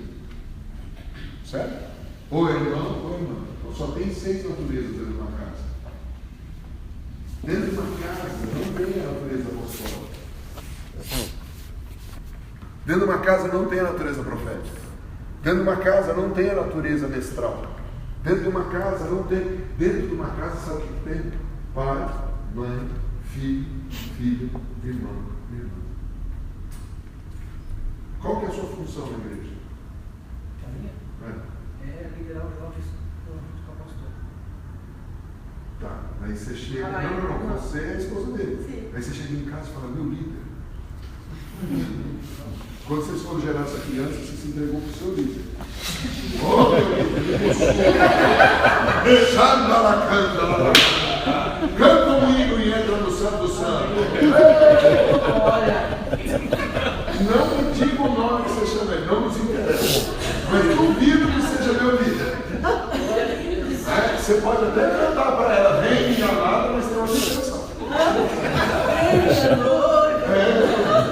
Não é isso? Vocês estão entendendo o que eu estou dizendo? Dentro de casa, a Lúcia me chama Supremo Apóstolo. Em casa, eu sou o lindão da Lúcia, sou o papai do Benjamin. Benjamin é meu filho. Ele não é filho do apóstolo, ele é filho do Maurício. Ele já entendeu isso, que eu tenho uma função apostólica e, por causa da minha natureza, eu exerço isso e consigo ser edificador da igreja. Mas, como parte da família, eu não sou apóstolo. Como parte da família, eu sou filho de Deus. Sou pai espiritual de um monte de gente. Sou irmão de um monte de gente. Sou filho de algumas pessoas. E filho de algumas pessoas agora ficou complicado para nós. Sim, na área de guerra espiritual, eu sou filho da Mágico Yamashita, Masai Yamashita, Deus Itioca, Hudson Medeiros. São meus pais, são os caras que derramaram em mim o que eu sei. Todo o meu conhecimento de guerra espiritual, eu tive esses caras como pais. Servi, fui na casa deles, eles foram na minha casa, me deram bronca, Masai me levantava na cara. Quem pode fazer isso? Pai. Né? Ou treinador de luta. Você pode te dar tapa na cara, né? Senão você dá na cara de volta, né? Porque a Bíblia diz, mas vale dado quem receber. Você está levando saco para pá, você dá outro lado, pá, depois do outro lado, você não tem a Bíblia fala. Né? A Bíblia não tinha fazer isso. Então, na área profética, eu tenho muitos pais. Valdir Silva foi meu primeiro pai profético, foi meu primeiro pastor dentro do MCI. Outro pai profético que eu tive foi Rick Johnny, 3 anos servindo a ele. Outro pai profético que eu tive foi Chuck Pierce, 3 anos e meio servindo a ele. Traduzindo os livros dele, traduzindo ele no Brasil, viajando com ele, levando os culachos para ele no aeroporto. Só um pai que xinga no meio do aeroporto na frente de todo mundo. Gente, xingo em qualquer língua é xingo, você concorda? O cara está te dando esculacho em inglês, não importa se você não entende isso. O cara está vermelho, o cara é branco, fica vermelho, tem cabelo e barba de papai lá. Xingando para todo mundo, está xingando o outro. Ele se ensinou lá em Porto Alegre, levando um xingo. Por quê? Porque eu não expliquei direito o negócio, ele ficou bravo. Eu disse, senhor, eu não achava que não tinha razão nenhuma. Mas eu vou discutir com o cara. Não, é pai, tá bom. Por que esse senhor, não acabou? Já xingou, eu vim, pronto. O senhor me perdoa? Não, o que eu vou fazer? O cara está bravo. Não era nem o mérito do seu processo esperado. Ele ficou triste comigo. E aqui que está no segredo. Pedir perdão não é porque você errou, não. É porque você entristeceu outra pessoa. Isso eu aprendi há muito tempo. Se renda. Outra pessoa está brava com você. Se renda. Querido, me perdoe porque eu te entristeci. Não tenho mérito se eu queria te entristecer ou não. Não tenho mérito se eu queria fazer ou não. Porque toda vez que eu justifico o meu pecado, Jesus não pode me justificar. Porque eu estou justificando meu pecado. De alguma maneira eu pequei porque eu te entristeci. Falei do jeito que não era para falar. Não tinha intenção, não interessa se tinha intenção ou não. O que interessa é que te entristeceu. Se te entristeceu, não perdeu. O que custa dizer isso para outra pessoa? Gente, você concorda que muito divórcio ia acabar se os dois, marido e mulher, tivessem a maturidade, chegar a ponto, me perdoe porque eu te entristeci? Sim, não? Ou eu estou viajando? Mas olha, isso que isso tem a ver com o desenho e tudo, porque nós crescemos vendo um desenho. Minha esposa, 4 dias antes de casar, me liga e fala, não vou casar mais. Por quê? Minha mãe disse que você vai pisar em mim, que eu vou ser um capacho, que não sei o que. Eu falei, Jezabel, cara, essa boca, vagabunda. Você vai falar assim comigo, falando, tô falando da sua mãe, velho. Olha pra sua mãe, eu vou meter a mão na cara dela, vou arrancar aquela dentadura no cara. Gente, eu falei tudo isso, falei, velho, desgraçado. Eu fiquei, mas de verdade. Tá maluca? Mas tá doida? Por que ela fez isso? Por que ela cresceu desse jeito? Ela teve que sair de casa quando pequena. Lembra que eu te falei? Faz entrevista. Lembra que eu falei? Faz entrevista. Eu não justifico o pecado da minha sogra, mas eu entendo a cabeça da minha sogra. Minha sogra fala aquela besteira, a minha eu brinco com ela, vou lá, como de graça na casa dela. Pego dinheiro emprestado no banco por ela, em nome dela. Fui comprar um carro para a Lúcia 2 anos atrás. Peguei lá, comprei o carro. E aí eu virei assim e falei, e se a velha morrer? Ela do meu lado. A mulher falou assim, bom, você não vai lá na minha graça. Aí a sogra falou, e se ele morrer? Eu falei, ele morrer? Falei assim, e se ele morrer? A senhora continua pagando o carro. Não vou testar mais. Espera um minutinho. Quanto vale essa bagaça aí? 100 mil? Faz um seguro de vida de 200 mil. Bota aí metade para ela, metade para você. Pronto, dona, a senhora vai lá para morrer? A senhora vai pagar o carro. Não, Deus me livre mais, quem vai cuidar da igreja? Eu só sei cuidar da igreja. E a gerente olhando os dois assim. O que está acontecendo? Aí, você é pastor, divertido, você vai na igreja. Gostei de você. Olha, assim, você tá... Puxa, como ele gosta, senhora. E eu chamo ela de velha, vai todo mundo. Olha, vocês têm um carinho. Porque a gente entra de mão dada no banco, gente. Eu não tenho vergonha de andar com a minha sogra de mão dada. É minha sogra, é minha amiga. E eu, ao longo dos 20 e tantos anos de relacionamento, eu conheço minha sogra há quase 25 anos, eu consegui quebrar essa dureza de coração. Porque ela olhava para homem para ela era tudo canalha. O pai traiu a mãe. Meu sogro traiu, eu descobri. Foram anos ela olhando para homem achando que todo homem era canalha. Então, o que adiantava? Meu sogro era na missa, o cara bacana, depois se converteu, ia na igreja. Mas ela tinha aquele vazio na alma dela. E Jezabel conseguia entrar pelo poder de Lilith e trazer depressão para ela. E daqui a pouco a Ateneia. E a Vênus que uma hora fala o negócio, que ela falou de Ateneia. Essa não é mais sexy. A Afrodite não dá para usar, mas aquele nojo todo. Né? Mas ficava, né? Os dois Maurício, do que você está falando? Eu estou dizendo, eu aplico na minha casa tudo que eu aprendi. Só que eu aprendi o seguinte: a guerra espiritual não é tudo. Porque teve um tempo que eu achei que se nós conseguíssemos sair pelo mundo amarrando o principado, contestar, fazendo ato profético, ia ter salvação. E teve um tempo que eu achei que se a gente ficasse fazendo 24 horas de adoração, ia haver um avivamento.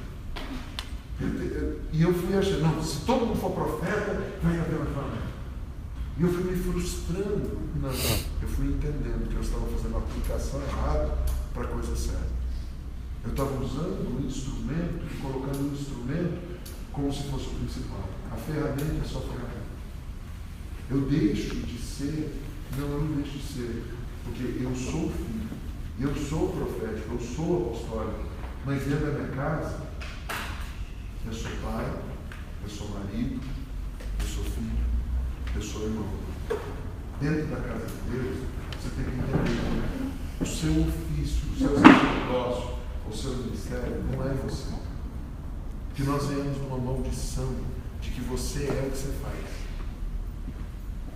Você é o que você faz. Jesus era filho amado sem ter feito nada. Esse é meu filho amado. O que ele pregou? Nada. Quantos mortos ele ressuscitou? Ninguém. Estava lá, 30 anos de idade, vagabundo, não fez nada, 30 anos de idade. Cara com 30 anos hoje, não fez nada, é uma cega. Jesus não tinha feito nada, não tinha, olha, ganhou o prêmio que fez uma cadeira, um bom marceneiro, não tinha feito uma cadeira. Era um cara, estava lá, meu filho amado, não fez nada. Cara, quando nascer Sofia. Quando nascer a Sofia, esse casal não vai amar a Sofia, porque ela vai ser um grande soprano. Deus pode abençoar a voz dela e ela ser tremendamente usada por Deus para levar pessoas em adoração, para dimensões a serem curadas. Mas o amor dos pais não está ligado ao que ela vai fazer. Eles já amam. Desde que eles souberam que ela existia, a substância uniforme. E é aí que entra o negócio do desenho. As ferramentas são para edificar uma casa. Só que daí a gente bota na casa um monte de ferramentas penduradas. Eles têm marreta, picareta, pendurado. A gente é profeta, um prumo pendurado lá. Não é? A gente não esqueceu o prumo na parede, chamado profético. Deus está passando o prumo nessa casa. E eu mantenho isso lá, eu respeito aquela fase nossa da vida. Mas foi uma fase da nossa vida.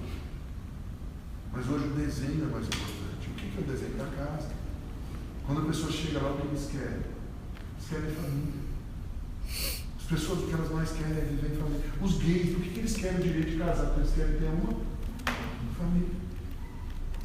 Todo mundo. Pô, cara, bandido. Nós é família, mano.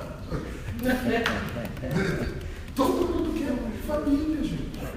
Todo mundo quer família. Se vocês conseguirem ser família, vocês vão ser.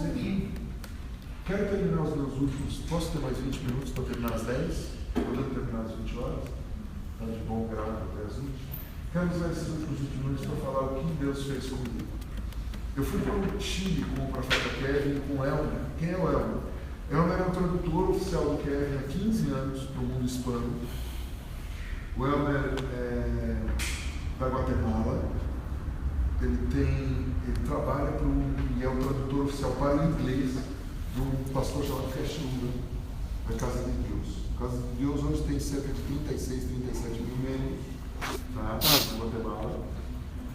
E é um cara assim, extremamente conhecido. Ele tem uma visão do celular chamada visão celular no modelo de Jesus. Tá? É um homem de sucesso, um perfil de personalidade dentro daquilo que o Kevin ensina do leão, parecido com o do Kevin, cara focado em tarefa, tá? E extremamente extrovertido. Quer mais café? Não, depois. Se eu tomar café agora, vocês ficam até meia-noite. Não bebe mais água. Tem chá de camomila? O que me energiza é fazer o que eu nasci para fazer. O café é bom. E o café daqui é bom. Parabéns quem fez. Obrigado. Mas o Elmer, ele vem desse DNA, ele vem dessa casa de Deus. E nós estávamos ali em Santiago, no Chile, fazendo um evento para o nosso amigo, parceiro da Real, lá do Chile, o apóstolo Hector Quiroga. Pra você entender quem é o Hector Quiroga, é um cara que em 2010, quando teve o terremoto, ele fez uma convocatória de norte a sul do Chile. Leste a oeste não tem, porque o Chile é muito fino, né, muito estreito. Ele foi de norte a sul do Chile e convocou pessoas para fazer um dia de intercessão pelo Chile. E ele alugou o Estádio Nacional do Chile, que é, sei lá, 1,5 km da igreja dele. Eu já tinha ido no Estádio Nacional do Chile em 2000 com o Marcos Witt, fazer o Todos Devem de Saber. A gente colocou 60 mil pessoas lá dentro, foi um negócio maravilhoso. Vi 2 mil jovens se entregando para missões, não sei quantos mil jovens se entregando para Cristo. Negócio lindo. 10 anos mais tarde, está o Hector Quiroga fazendo. Por que com o Marcos Witt tinha 60 mil pessoas e com o Hector Quiroga tinha 10 mil pessoas? O Marcos Witt tinha 60 mil pessoas, o Marcos Witt era a bola da vez no ano 2000. Lembra, a visão celular tinha acabado de explodir aqui na América do Sul, né, com César Castelhanos. A música do encontro era Tumirada. Teus olhos revelam que todo mundo jogou. Passou por aqui. Já chorou. Eu ganhei muito dinheiro. Como bom descendente da tribo de Judá, eu ganhei muito dinheiro. Aleluia. Não é pecado, não era imoral, não era ilegal. Beleza. Mas por que o Hector Quiroga só botou 10 mil pessoas lá? Porque ninguém quer ir orar. Principalmente pedir perdão de pecado e não tem um famoso. Né? Se ele botasse um famoso lá, mas não tinha famoso. Mas o cara conseguiu botar 10 mil pessoas num estádio, sem um famoso. Bom, ele perdeu 2 carros, ficou uns 4 anos endividado, né, por ter feito isso. Mas ele não se arrepende. Porém, isso trouxe o avivamento para o Chile? Não. Tá? A igreja dele encheu, pelo contrário, a igreja dele diminuiu. Eu conheci um apóstolo na Itália, perto de Roma. Ele escreveu sobre os 7 montes muito antes que Johnny Henlo, que Guilherme, que esses caras. que são os 7 montes que existem à volta de Roma. Tá? A igreja dele tinha 400 membros, gente. Uma igreja na grande Roma, com 400 membros, é um avivamento. Quando nós chegamos lá, o apóstolo Hudson, a doutora Neuza, eu, não tinha 40 membros. Tá? Porque ele se meteu nesse negócio de guerra espiritual.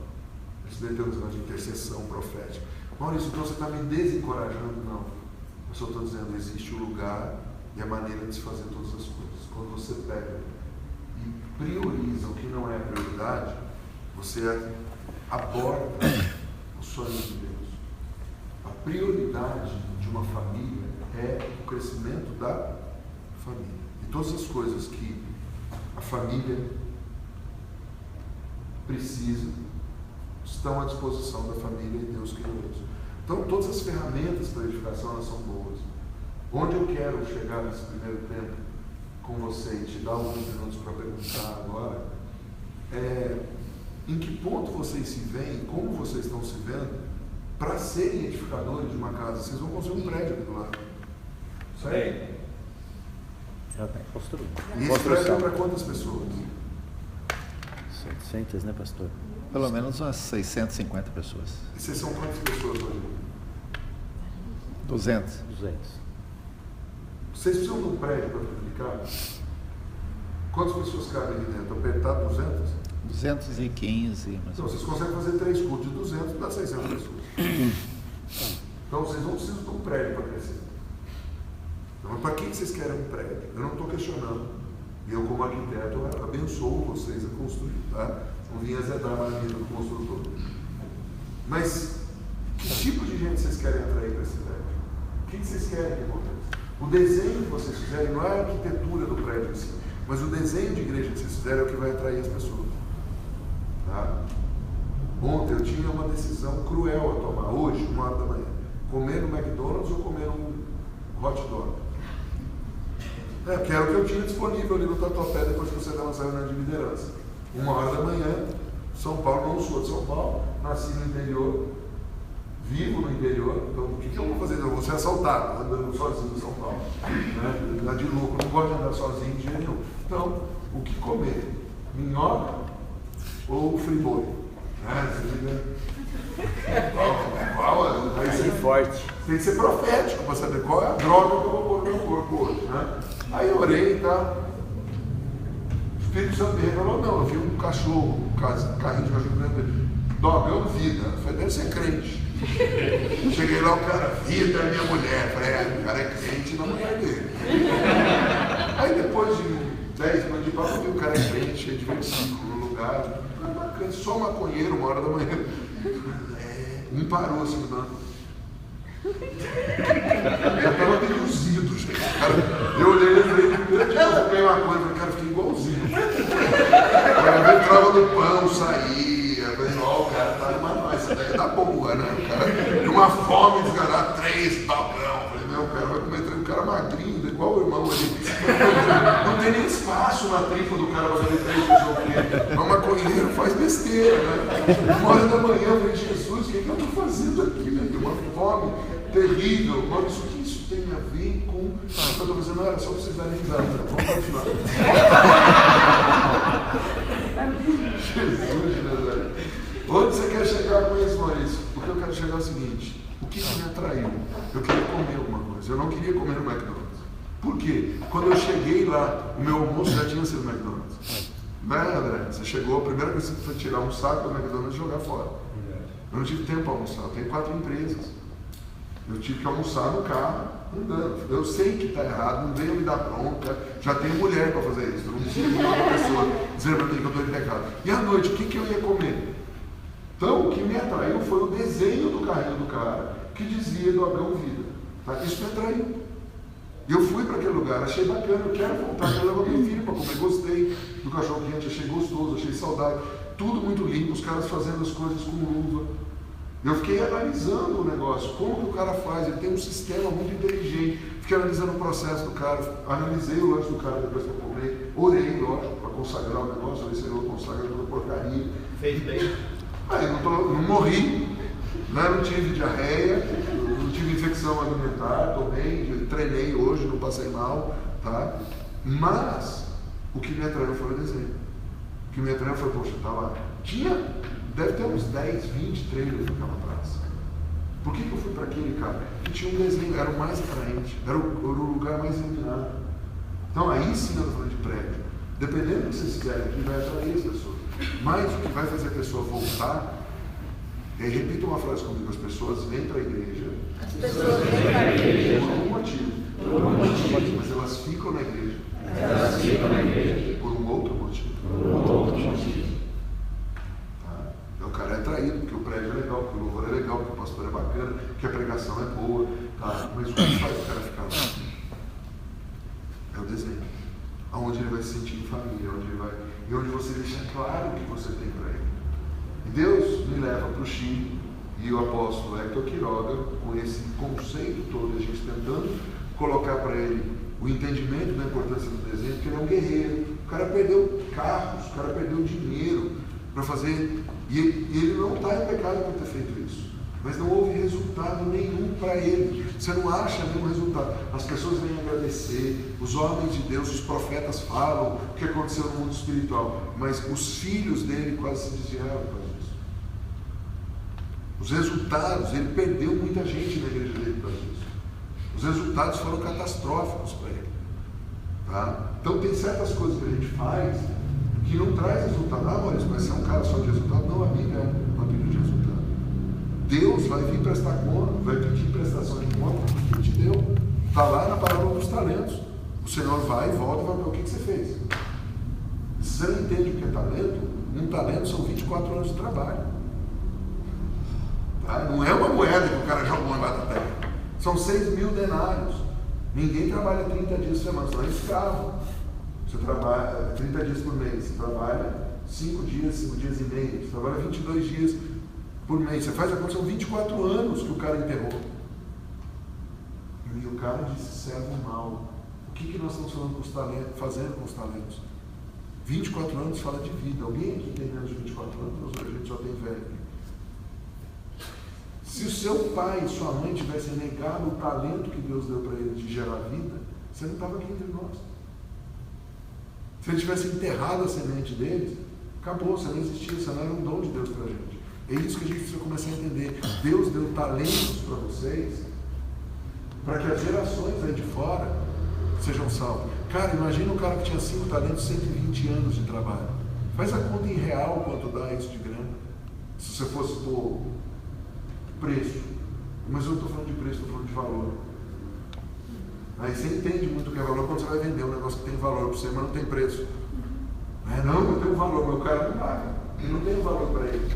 Qual é o teu valor? No mundo você não prestava, mas Jesus deu a própria vida para você. Vocês estão edificando uma casa física, mas precisam ao mesmo tempo ter um desenho que atrai as pessoas para vocês no último dia apresentarem para Deus e dizer, meus talentos estão aqui. Não é passou por essa casa milhares de pessoas no nosso congresso. Não, nós fizemos como Abraão. Treinamos dentro da nossa própria casa. Por que Deus confiou para Abraão ser o cara?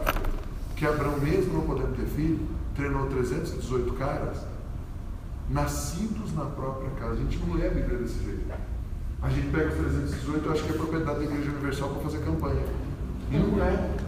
318 está escrito lá, são homens nascidos na casa de Abraão. E o Abraão treinou. Sabe o que quer dizer isso? Aqueles caras tinham mais de 25 anos de idade, porque eles eram chamados de homens. Esses caras foram treinados por Abraão em todo o conhecimento que Abraão tinha. Tanto que Abraão confiava nos 318 da guerra. Se esse cara conseguiu treinar 318 homens, que não eram filhos dele, a ponto de terem o conhecimento dele, a estratégia dele, a capacidade dele de guerra, Deus falou, esse cara pode ser pai de 22. Deus não é um Deus que está pensando em você e em mim. Deus está pensando nos seus filhos e nos filhos dos seus filhos. Tudo que a gente vai fazer vai impactar pelo menos 3 gerações. Vai impactar os nossos pais, vai impactar a nossa geração, vai impactar a geração que está chegando.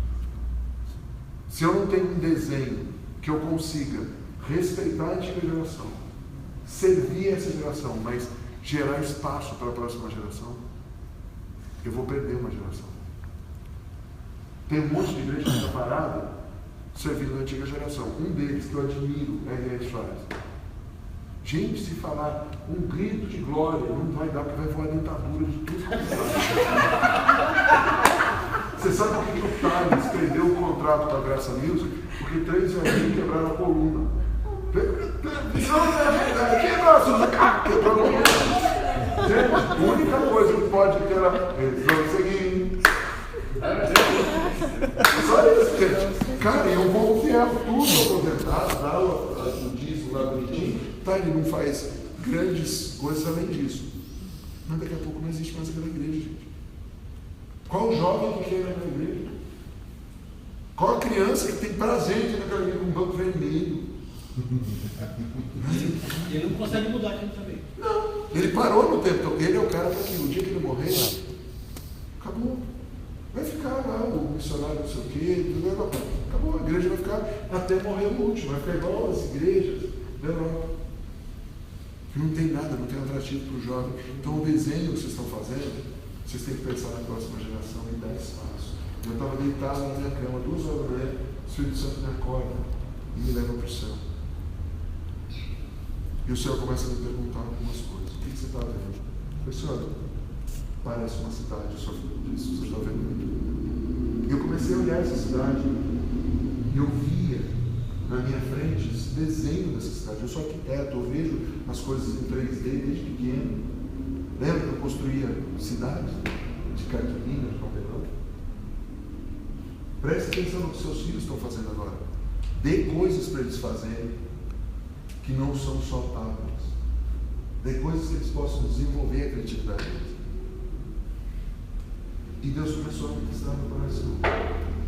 E eu perguntei, Senhor, o que é isso? O Espírito Santo me respondeu, filho, isso aí é o poder do modelo, do desenho. Porque eu via dos 4 cantos da terra. Imagina o globo terrestre aqui, você está fora com Deus e está vendo, e faz um zoom de um pedaço da terra e você vê um desenho e toda a terra indo para aquele lugar. Eu falei, Deus, que negócio é esse? Sobre o seu poder do desenho, o seu poder do modelo? E o Senhor me disse, quem foi a pessoa que mais conquistou terra para Israel?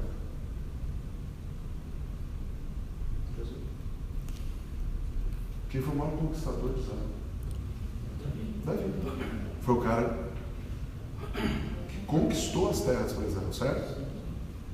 Venceu todos os outros. Venceu e ele foi, ele tomou Jerusalém, ele conquistou as terras. Beleza.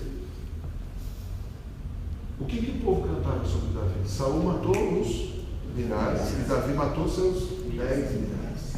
Não é isso? Ou seja, a potência de Davi era 10 vezes maior do que a potência de Saul. Davi é conhecido como o maior conquistador de Israel. Davi é conhecido como um verdadeiro adorador, um homem segundo o coração de Deus. Davi é o cara que trouxe o tabernáculo, que trouxe a arca, que estabeleceu o tabernáculo de Davi, correto? Beleza. Você não vê um relato bíblico, e foi a pergunta que Deus fez para mim. Você já viu alguém indo lá em Israel nos dias de Davi conhecer a espada de Davi? Tem algum relato que os reis iam lá conhecer a espada de Davi? Tem algum relato algum que diz que os reis vinham conhecer o tabernáculo de Davi? Cara, eu comecei a ficar deprimido do céu. Porque eu vi tudo que eu estava fazendo não funcionava. O que eu estava fazendo era espiritual. Andei com urso, andei com Mático e Amachita. Gente, Mático e Amachita é Davi Rebolo dos anos 80. Tá? Tudo que Davi fala, ela falava no fim dos anos 80. É doido.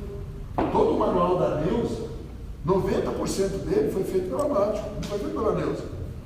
A galera do profético que andava com ela, parateando comigo. Meu pastor e minha pastora de casais, pastor Marco e a pastora Beth, eles eram lá da velha guarda da Mático. A Mático era uma amiga de infância da Neuza, amigos de colégio, de jogar vôlei junto, brincar, massai. Foram os caras que me discipularam na guerra. Cara, eu fazia adoração. Estava lá na abertura do Senado, conversando com o Mike, não sei o que, caixa de fósforo. Eu olhei o Mike, falei, a igreja está igual isso aqui. Eu contei para o cemitério. Ele falou, o que é isso? Eu falei, isso aqui é a igreja. E vocês aqui estão aqui cantando para ver se os mortos levantam.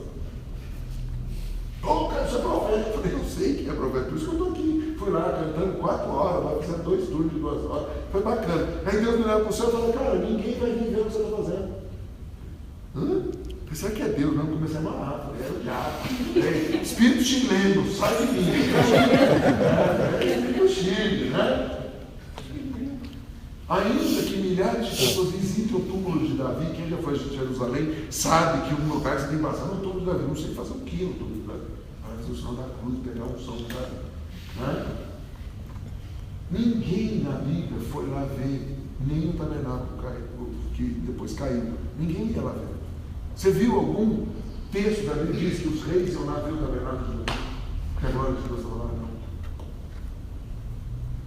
Mas você lê na Bíblia que as pessoas iam ver a glória de Jerusalém, a glória do templo e tudo que Salomão edificou. Sim ou não? Maurício, então você está dizendo que o Cristo Macedo está certo.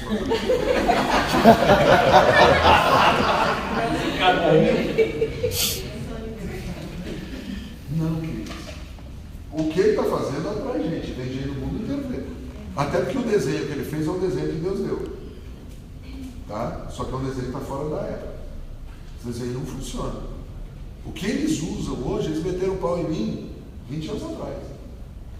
Há 20 anos atrás eu liguei na rádio da Igreja Universal para agradecer o bispo, porque ele tinha dito que eu era a igreja caída.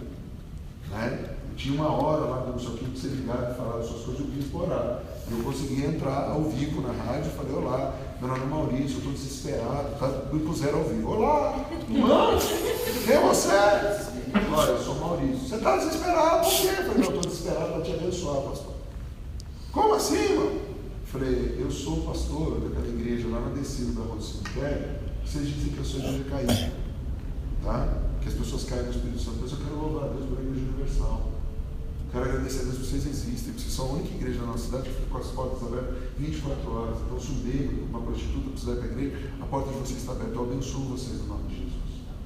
Eu uso talite, eu uso kippah, mas eu não sou caído, porque os símbolos são de Deus. Eu já estava ouvindo, como é que eu falei: eu abençoo vocês. Amém, irmão, venha no culto. Eu falei: o senhor também venha no culto de libertação lá de quarta-feira. Caí no Espírito, né? Beleza. Maurício, o que é isso? Há anos atrás eles diziam que a gente era caído e que a gente usava talite kippah. Hoje você liga a televisão, os caras estão usando talite kippah. Então, peraí. Tem alguma coisa errada. Ou eles querem ser caídos, eu deixei de ser. Ou então eles se converteram e descobriram que os símbolos são de Deus. Os desenhos que Deus deu lá no monte são de Deus. E eu prefiro acreditar desse jeito. Tá? Só que antes, como menino, eu usava o tempo inteiro. Eu achava que aquilo ia atrair as pessoas. E não é aquilo que atrai as pessoas. Eu uso talite nos horários, nas minhas orações, nos meus devocionais, porque é de Deus. Deus deu o talite. É um anjo sacerdotal. Foi Deus que criou. Mas isso não atrai as pessoas. Agora, você está falando coisa para atrair as pessoas. Eu estou falando de você buscar o desenho do céu. Né? Quando Salomão foi edificar, o que ele pediu para Deus? Ele pediu poder. Amanhã a gente vai falar um pouco sobre isso. Mas eu queria, nessa hora, convidar você a anotar um negócio para ler para amanhã. Tarefa. Você vai ler primeiro Reis. E ali está assim, Y, porque a primeira vez que eu falei isso foi lá em Santiago do Chile. Primeira Reis. Né? Você vai ler 1 Reis capítulo 10. Tá? Você vai ler Amós 9, de 11 a 15. Tarefa. Mas passava, Maurício, nessa batista. Eu mandei uma mensagem para minha fonoaudióloga hoje, falei: feliz sábado, que era adventista. Você quer ganhar um adventista? No sábado, fim do dia, você fala para ele: feliz semana. Você vai ver a cara de avivamento. Outro dia eu fiz o casamento no sábado, o cara veio me elogiar: amei seu casamento, amei não sei o quê. No final eu falei: feliz semana. Meu, o cara regalhou, feliz semana. Tá? Eu falei: Bob, falei feliz semana, porque o Bob que me doutrina nisso, o nosso diretor de música. Ele falou: cara, ele vai contar lá na paróquia dele, lá que ele ganhou um pastor dos adventistas. Eu falei: mas eu já guardo, eu já me lembro do sábado, eu não guardo o sábado não precisa de guardião. E eu não tenho nenhum problema em dizer feliz semana. Você tem algum problema? Te ofende? Não, feliz semana. Você tem algum problema em dizer feliz sábado? Tem? Te pega alguma coisa? Não, seja educado. O cara fala isso. O meu pedreiro, eu falo a paz de Deus. Né? Vou falar shalom pro cara, vou ofender o cara? Não, a paz de Deus. chamou, não vai achar que é ofensa, shampoo, a gente vai ler esses textos, tem mais um aí para você não achar que é combinado. Você vai ler primeiro vez 3, de 9 a 14. Isso aí vai te ajudar a entender tudo que nós vamos falar. Mas o que Deus me mostrou foi o poder do desenho. E amanhã eu vou dar detalhes do que Deus me mostrou, tá? E o que a gente precisa fazer para trazer um desenho para a terra. O desenho que funciona em São José dos Campos para o Maurício não funciona em Bauru para o Edson. Deus tem um desenho específico para cada cidade, para cada lugar. Amém. Tá? Cada congregação é uma casa, ou eu gosto de chamar um cômodo da grande casa do Pai. Cada congregação você descobriu o seu desenho. Quando você descobre o seu desenho, você se converte ao desenho.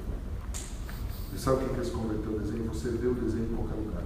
Você entra num lugar, você começa a analisar. Eu não estou falando como arquiteto só. Eu estou falando de você entender que o desenho te define, te protege. O desenho guarda você. É sobre isso que a gente vai falar amanhã. Mas eu queria, agora que eu terminei, são 10 horas, que você fizesse suas perguntas. Sei que você tem perguntas.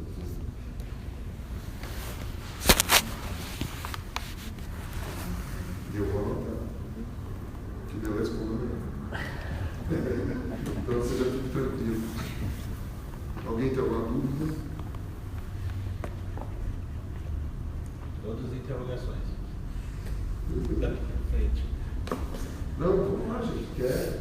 Se vocês quiserem, eu posso responder agora. Então a gente responde amanhã. Mas façam perguntas. Não deixe no ar algo que pode te deixar mal.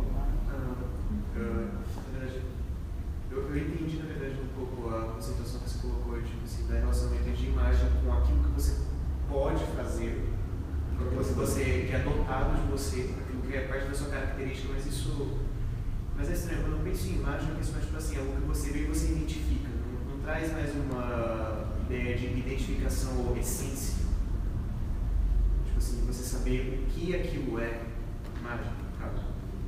Semelhança é com aquilo com que você parece. Ou aquilo, imagina um pouquinho mais a ver com aquilo em que você é baseado, aquilo onde você está, se você identificar de onde veio. Posso dar um exemplo para te ajudar e ajudar todo mundo? Eu vou usar dentro da mesma frase que eu falei. Quando vocês, todos, têm um pregador, tá? Então imagine uma pessoa que profetiza, que dá até o endereço da casa da sua avó, que dá o número do processo, o nome do advogado. Uma pessoa que ora, as pessoas são curadas. Você faz uma imagem dessa pessoa, você é um homem de Deus, correto? Mas no intervalo do congresso, você pega esse homem olhando para o hortifruti das irmãs, ou para a academia de poupança das irmãs. Aquela imagem mudou, certo? A capacidade dele, enquanto ele está pregando, ele está refletindo Cristo, porque ele está usando os dons que Deus deu para ele de comunicação, de profético, o que seja, para transmitir Cristo. Mas, na verdade, o caráter dele é distorcido. Quando ele está lá fora, ele reflete outra coisa. Então, a imagem que você faz da pessoa, a pessoa deixa aparecer, porque é visível. por isso que é importante você entender isso, porque a minha capacidade de falar é uma, quando eu estou na sua frente falando de Deus. Agora, quando eu não estou falando de Deus? Por isso que há muito tempo eu tomei uma decisão de ser a mesma pessoa.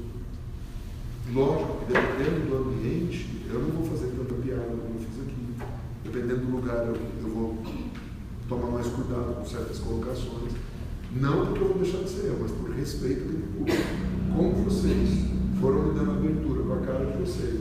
Como aqui ninguém tem cara de que vai me decapitar por causa de alguma coisa, ou matar minha mãe, ou botar uma bomba em casa. A gente vai indo e vai lendo. Mas eu sou isso.